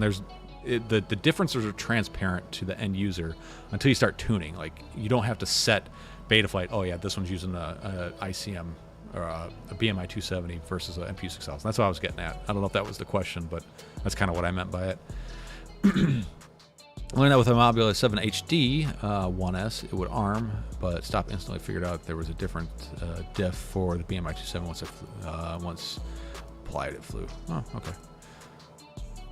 Is it easy to switch 3D printer between types of filament? Depends. My printers are very easy. It's very transparent. I have pretty good profiles built up for them. This one,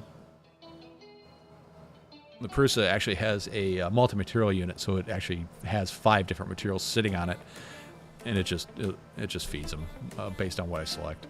So they potentially can be. It depends on the quality of the printer and the parts used in your profiles.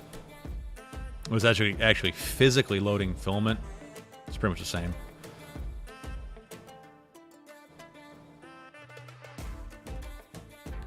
Yeah, displays super chat when casting a TV, or displays the chat, which is cool. Like if you're watching the JB streams, he always puts himself down in the bottom right hand corner, and then he's just covered up by the chat. It's kind of funny.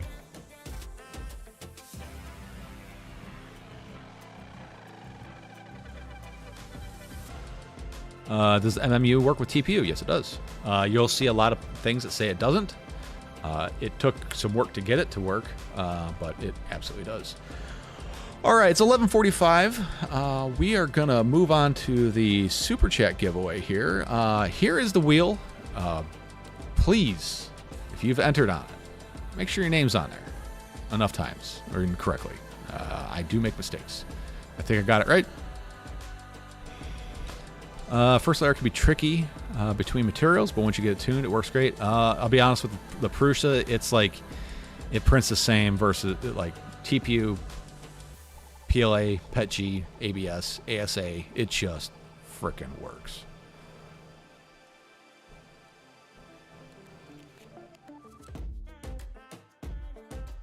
Oh yes, definitely randomized. Toxic, if you don't win, I just go back to bed for the rest of the day.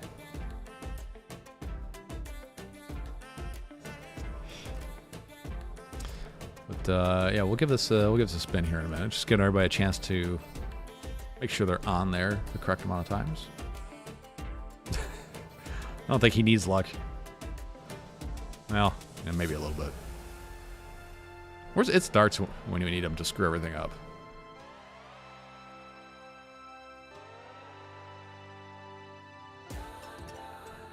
Still trying to figure out what to do with the old X-Class. Whether to sell it, part it, or give it away. I'm not really sure what to do with it.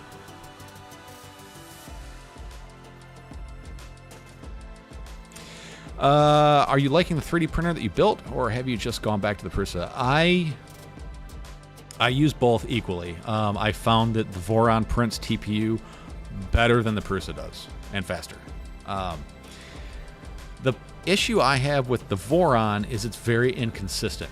I'm not sure exactly why. Like, one print will be great, the next print, same G-code, same, like, just hit print again, and I'll be, 2 millimeters off the bed for some reason. Like, I think Clipper and running the Pi cause a lot of inconsistencies. Like, you'll turn it on one time and everything works great. You'll turn it on the next time and, like, it doesn't boot up and you got to do it again. It's so weird. Oh man, we're getting some people in here. All right, Mike D, I'll get you in there for 2. 4, sorry, $5 super chat. That's what it was. And Mac 282, happy Sunday. Good morning. How you doing? Thanks for coming out. Yeah, I think the issue is with the Pi more than anything else, and it's just something that I've kind of gotten used to.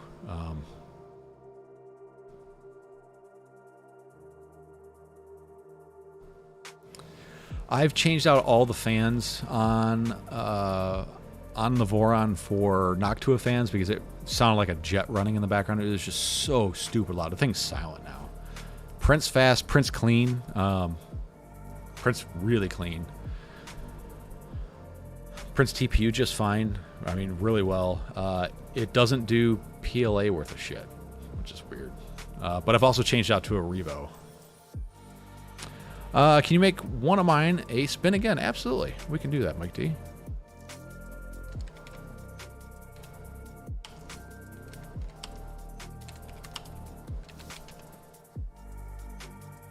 All right.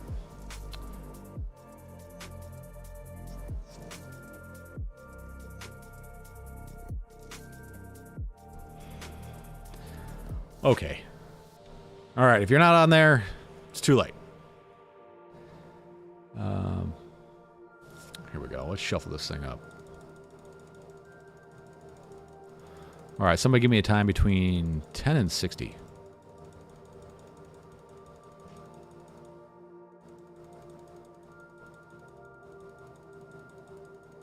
I have 5 printers. They're all hooked up to a PC server. It's faster. Mike Bergman, 42. 42. Look at that. It was already 42. It's kind of like you've given me that number before. Polyan says, I have 5 printers. They are all hooked up to a PC server. It's faster, and I don't have to worry about turning them off and on. I'm messing with 5 Pis. Yeah, the Prusa is running a Raspberry Pi 0W2, and then the Voron's running a 3B, I believe. The zero, I had a 0.1, I guess, in there before, and it worked. It was just really, really freaking slow. Yeah, Mike, it was the number from last time. So, what was I saying? I put the 0.2 in there, just a direct drop in, and it works so good. It's so much better. It's good enough for exactly what I needed to do. Oh, look at that. YouTube says it is a good time to add a commercial break, to add ads. I've got everybody waiting to see who wins this thing. Maybe I should throw an ad in. Should I do it?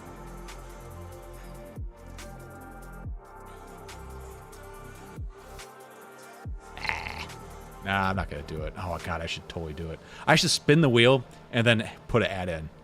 How shitty would that be? Oh, that would be freaking... That would be dirty. That'd be really dirty. House said, just upgraded my printer with a Revo 6 and added a Pi 02 for Octoprint. Yeah, I have a Revo waiting to go in the Prusa. The Prusa, the carriage that you get is PET G, and I've been printing a ton of ABS on it, and it's finally starting to show some signs of wear. If you, yeah, it's starting to kind of crumple. So I have a ASA printed carriage for the Revo waiting to go into it. I just need to find the time to plop that sucker in there. Yeah. Got us by the balls. Oh, do it. I got premium. Yeah.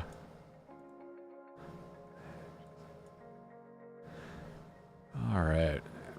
Bring me like 52 cents. Oh, it probably wouldn't even do that. It'd probably bring me 5 cents. Although, how many people do I got watching this thing? I've got, let's see, where are we at? We're at 159 viewers. Holy shit. That's up there. 18 likes? Are you serious, guys? What's going on? Is that thumbs up broken? Is it broken? Fuzzy skin with 0.1 millimeter looks insane with no visible layer lines. Fuzzy skin, that's kind of cool. That's a Cura thing. So back in the day, the only good slicer was Simplified 3D, so I paid for that. Cura came along. I didn't like it. I never used it. Ran Simplified 3D right up until I bought my Prusa, then went right to Prusa Slicer. It's just what I know. It's hard to go back. All right, guys. I'm stringing you guys along long enough. We're going to spin that wheel here. Hit that shuffle button a few more times. All right, guys. 5, 4, 3, 2, 1, and... All right. My premium guys, you're here right now. Everybody else, they just got fed an ad. Here we go. We're gonna spin that wheel.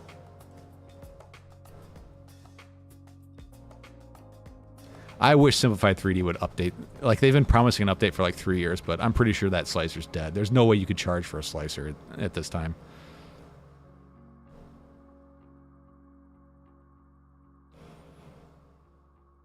I'm curious how much I actually get off an ad. With 161 people, it's got to be something.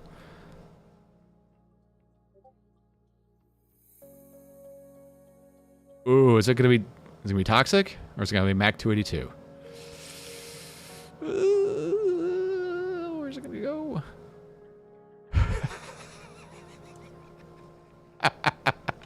Toxic FEV, buy a hair. Woo! Glad you got it. I'll hit you up over on Discord. Ooh, man, that was close. That was real close. You had to been sweating that one.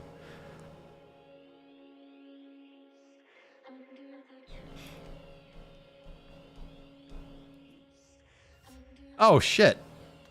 Gosh darn it. Oh, I'm an asshole. I suck at this. Toxic, you won. My bad. Hey, I took a week off. I'm rusty. I'm rusty. Anyways, yeah, sorry. We'll get you guys next time.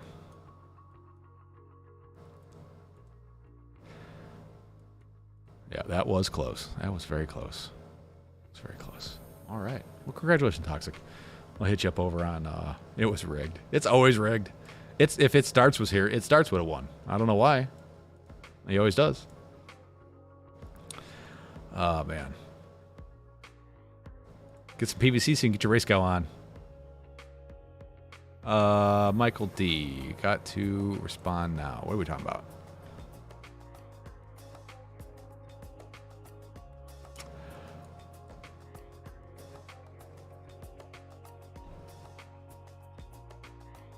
All right, screw it. We're gonna spin it again. We're gonna spin it again. We're gonna get rid of this run cam thumb. I'm tired of having this thing sitting around. We're gonna spin it again. All right, guys.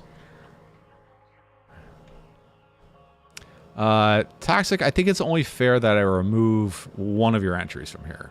Does anybody disagree?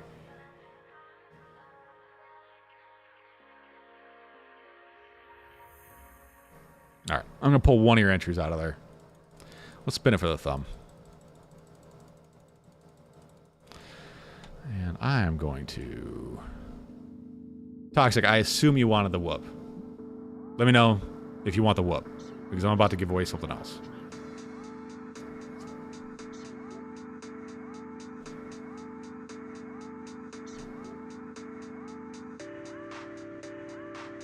We're going to go the full 60 seconds.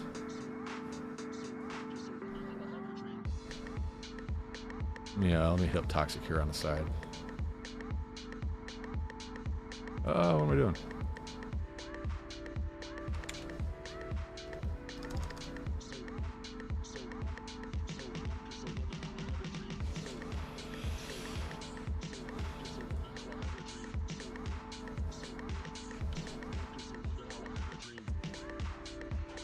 Give me 1 second here, guys. What is going on?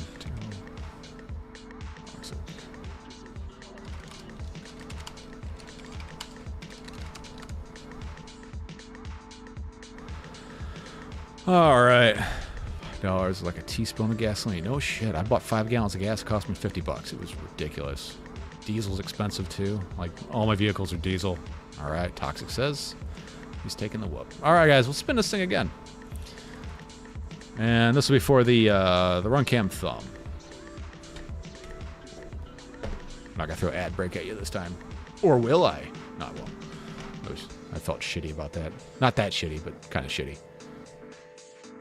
Only 33 likes, guys. Get that number up there.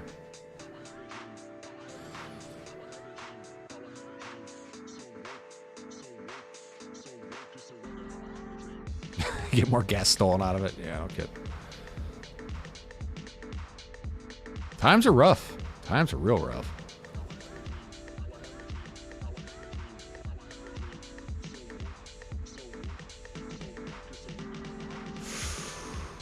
Ooh, who's it gonna be? Green Michael D?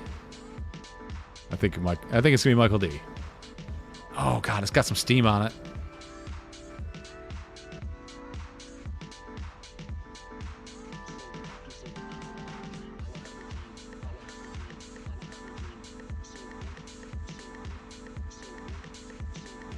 Yeah, who didn't see that coming? Who didn't see that coming? All right, Toxic.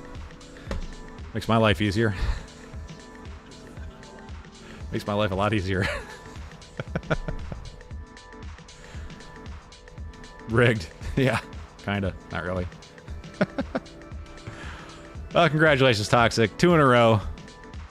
Congratulations.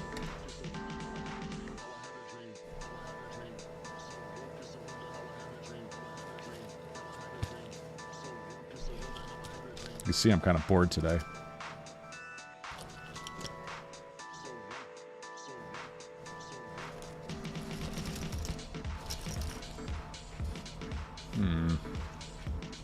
Do I do another one?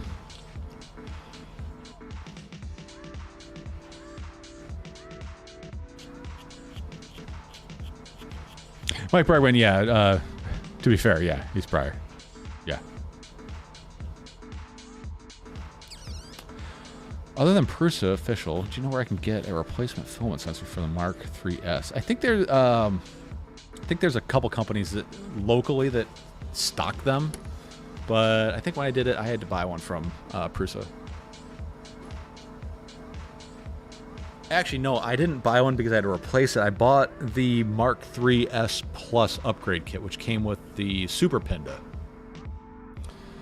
So if you're just looking for the Pinda probe,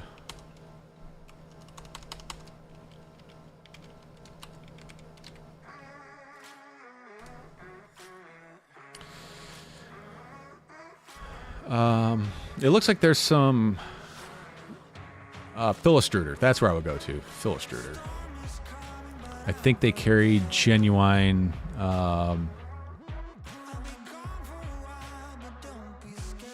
Yeah, Philistruder. That's where I would go.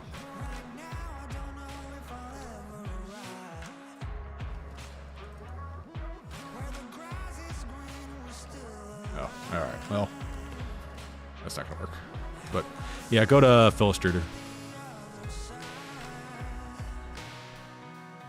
Oh, the filament sensor. Oh, sorry. The filament sensor on the MMU2 is a Pinda probe. I don't know. I think it's a common part. You could probably just search the part number off of it. I don't think it's anything special.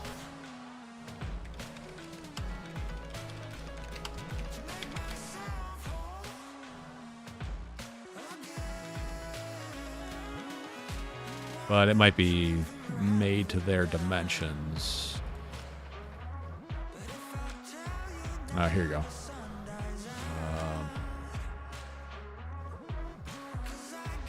There you go. That should be the one you're looking for. It looks right anyways. Put it that way. Looks like the right part.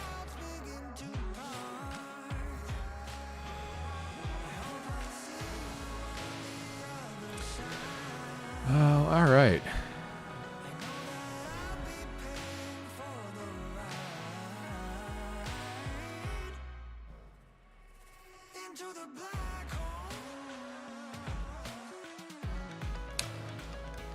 Let's do one more giveaway. Why not? Why not? Let's do this. Let's give away this this Express LRS board adapter thingy. I make an entry form here. Copy.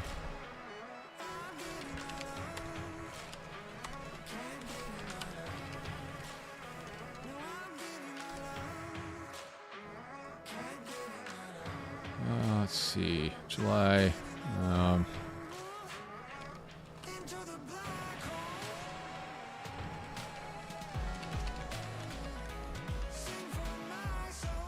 Board. Let's go ahead and let's delete that. Go ahead and we'll delete that. Responses, waiting responses, view, forms, C, Control V. All right, guys, here we go. That should be a link to the Google Doc to win this little guy here. So what this is a really cool device. Was designed by House FPV. Essentially, it's a PCB with some level shifters, a tiny 2040, and I put an EP2 in there. Any crossfire-based receiver will work. But what this will do is you just flash it up just like you would any other Express LRS receiver. Plug it in via USB-C to your computer, and then it is a wireless joystick converter. So basically, it will turn your radio into a wireless communication device between your computer. I know Express LRS has Bluetooth built into it already. It sucks. Don't use it. It's terrible. At least in my experience, it's terrible. My experience, it was pretty terrible. So that is nice and wireless. And also, if you want to buy one, let your legal tenders let your spend money, get stuff. There we go. Words are tough. Trains aren't cheap either, though. I don't know what we're talking about now. Where are we at? Sorry, going back through the chat here. Did the rough math cost fuel in UK is about $8.65 per freedom gallon. If you think you have it bad, yeah. So the price of fuel here in the U.S. varies wildly depending on where you live in the country. Diesel where I am at is $5.50 a gallon for diesel. Gasoline, like regular, is usually about $1 less, so $4.50. We have some gas stations that are doing the bullshit, whether if you pay with cash or credit, it's 10 cents cheaper, which I hate that shit. But then, like, Brandon, like, how much is a gallon of whatever octane is in California? It's got to be, what, $7 a gallon?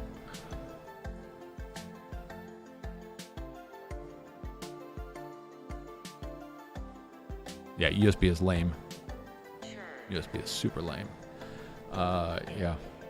And then, like, trying to find ethanol-free fuel here. There's plenty of stations. Like, the motorcycles I ride, they don't do well with ethanol fuel that just destroys carburetors, fuel lines, anything plastic or rubber. So finding ethanol-free fuel is tough here, but it's between 5 and 6 right now, but it was over 6 a few weeks back, yeah. That's kind of rough. People are already strapped before all this shit happened. I don't know how the hell they're doing it. All right, guys. I'm going to shut this down, the entry form in, let's say 12:10. It's 12:06 right now. 12:10. I'm going to shut that down, spin the wheel, and I'm going to get out of here so I can get on with my Sunday life. Go get something to eat. Hungry. I'm hungry. It's 4 hours in North Oklahoma. We make it, yeah. I can't imagine what's going to happen the first hurricane that hits the Gulf Coast, shuts down production or shuts down a pipeline. I can't imagine what fuel's going to go to.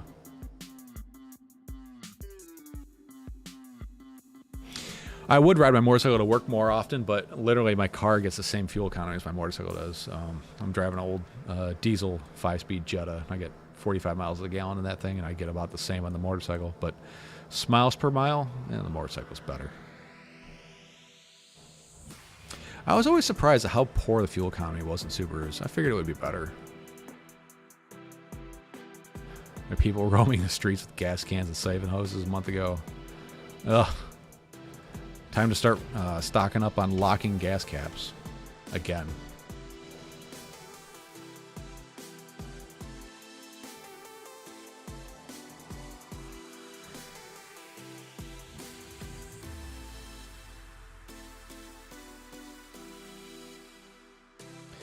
That's why I like my wheel. Like 6 cents of electricity go to like 40K. Nice. Oh, that's right. They got the stupid flappy gas cap door things. I can see somebody just like bolting a hasp latch to them. 9mm. That'll do it. That'll do it.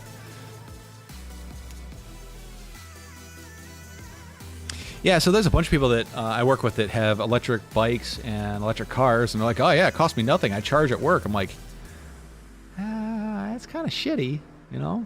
Like, you're not supposed to do that. But people turn a blind eye to it because they just don't want to deal with it. Oh, yeah, it's, RX-8.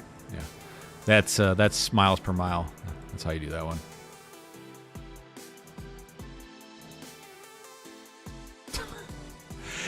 Gamma Gonad, that's pretty accurate. I literally, whenever I go anywhere, I literally leave the keys hanging from my ignition. Like, if you're going to take the car, just take the fucking car. I don't want it back.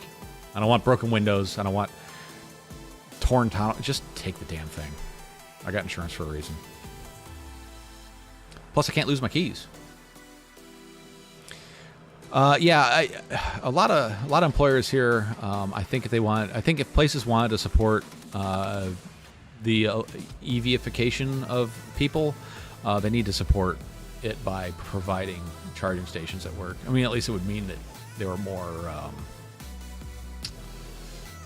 honest about it.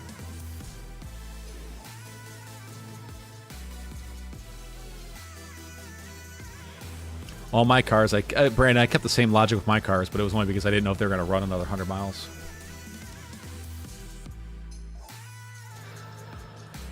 Yeah, that's my goal in life. When I retire from my current job, my next job, I want to be able to work from home and not have to go anywhere. It'd be freaking great.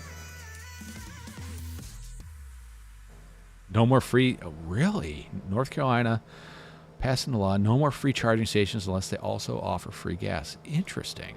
I mean, I guess that kind of makes sense.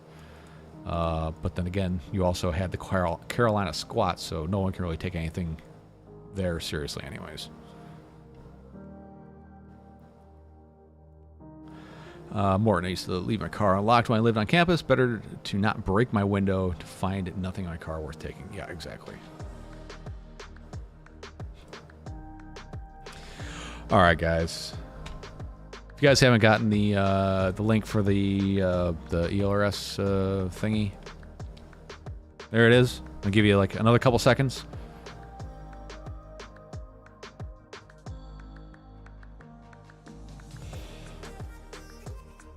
Yeah, I've only had a few vehicles broken into, but I never keep anything in them, so there's nothing worth breaking into them for. In Chicago, where my wife's living, there's people going around letting like if you have an SUV of any make, shape, size, type, they're letting the air out of your tires and saying, this is what you deserve, use public transit. Like, someone's going to get a hole put in them for that. 700-800 to fill my semi. Wow, that is ridiculous. I know times are rough. Free gas doesn't make the serious. They're trying to having customers hanging out. Well, they charge does, yeah.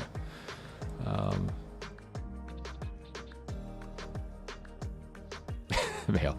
All right, guys. We're shutting this thing down in 5, 4, 3, 2, 1. Let me get over here. Copy all these names. Control C. Control A. Delete. Control V. Here we go. On the wheel. And there we go. Good luck, everybody. And while this is spooling down, thank you all for coming out today. I really appreciate it. I love this part of this job, interacting with you guys. If you want to support me, go to tweetfp.com, become a patron member. One of the cool kids at the top gives you early links to giveaways, like for the Mmu Beetle 6, for the FPV crates, things like that. Also at the bottom of the screen, that page, you can find affiliate links. That's a way to passively support me. It costs you nothing, and it gets you satisfaction of knowing you're helping me out, whether you care or not. I would greatly appreciate it. Who's it going to be? Is it going to be Edoc or Sean William Bork? I think it's going to be Borked. Is it going to be Borked? It is. Borked, congratulations. Hit me up over on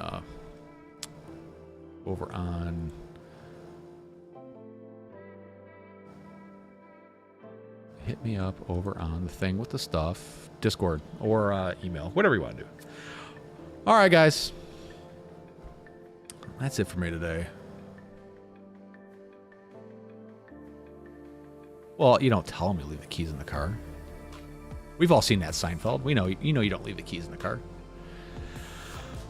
Branded baked beans. Let the business run their business. Keep the government out of their business. Be careful with what you say about leaving government out of businesses. You will be shocked at the things that are subsidized by the U.S. government that you would not want to, you would not have to, that you would not be able to afford if they weren't. I personally think that there should be zero subsidies on anything, but I don't know the exact end result of that. It just seems wrong. But anyways, I'll leave you with that thought. And we'll get out of here. Michael D hasn't been through the legislation yet. Okay, it probably won't make it through. My guess, just saying. My name is Joe Mama. Next time. All right, guys. We'll see you next time. Thank you for coming out. Thanks for hanging out. Remember, head to tweetfv.com if you want to support me. Make sure you subscribe. Hit that like button before you get out of here. And I will see you all next time. Peace out. Go fly. See you next time.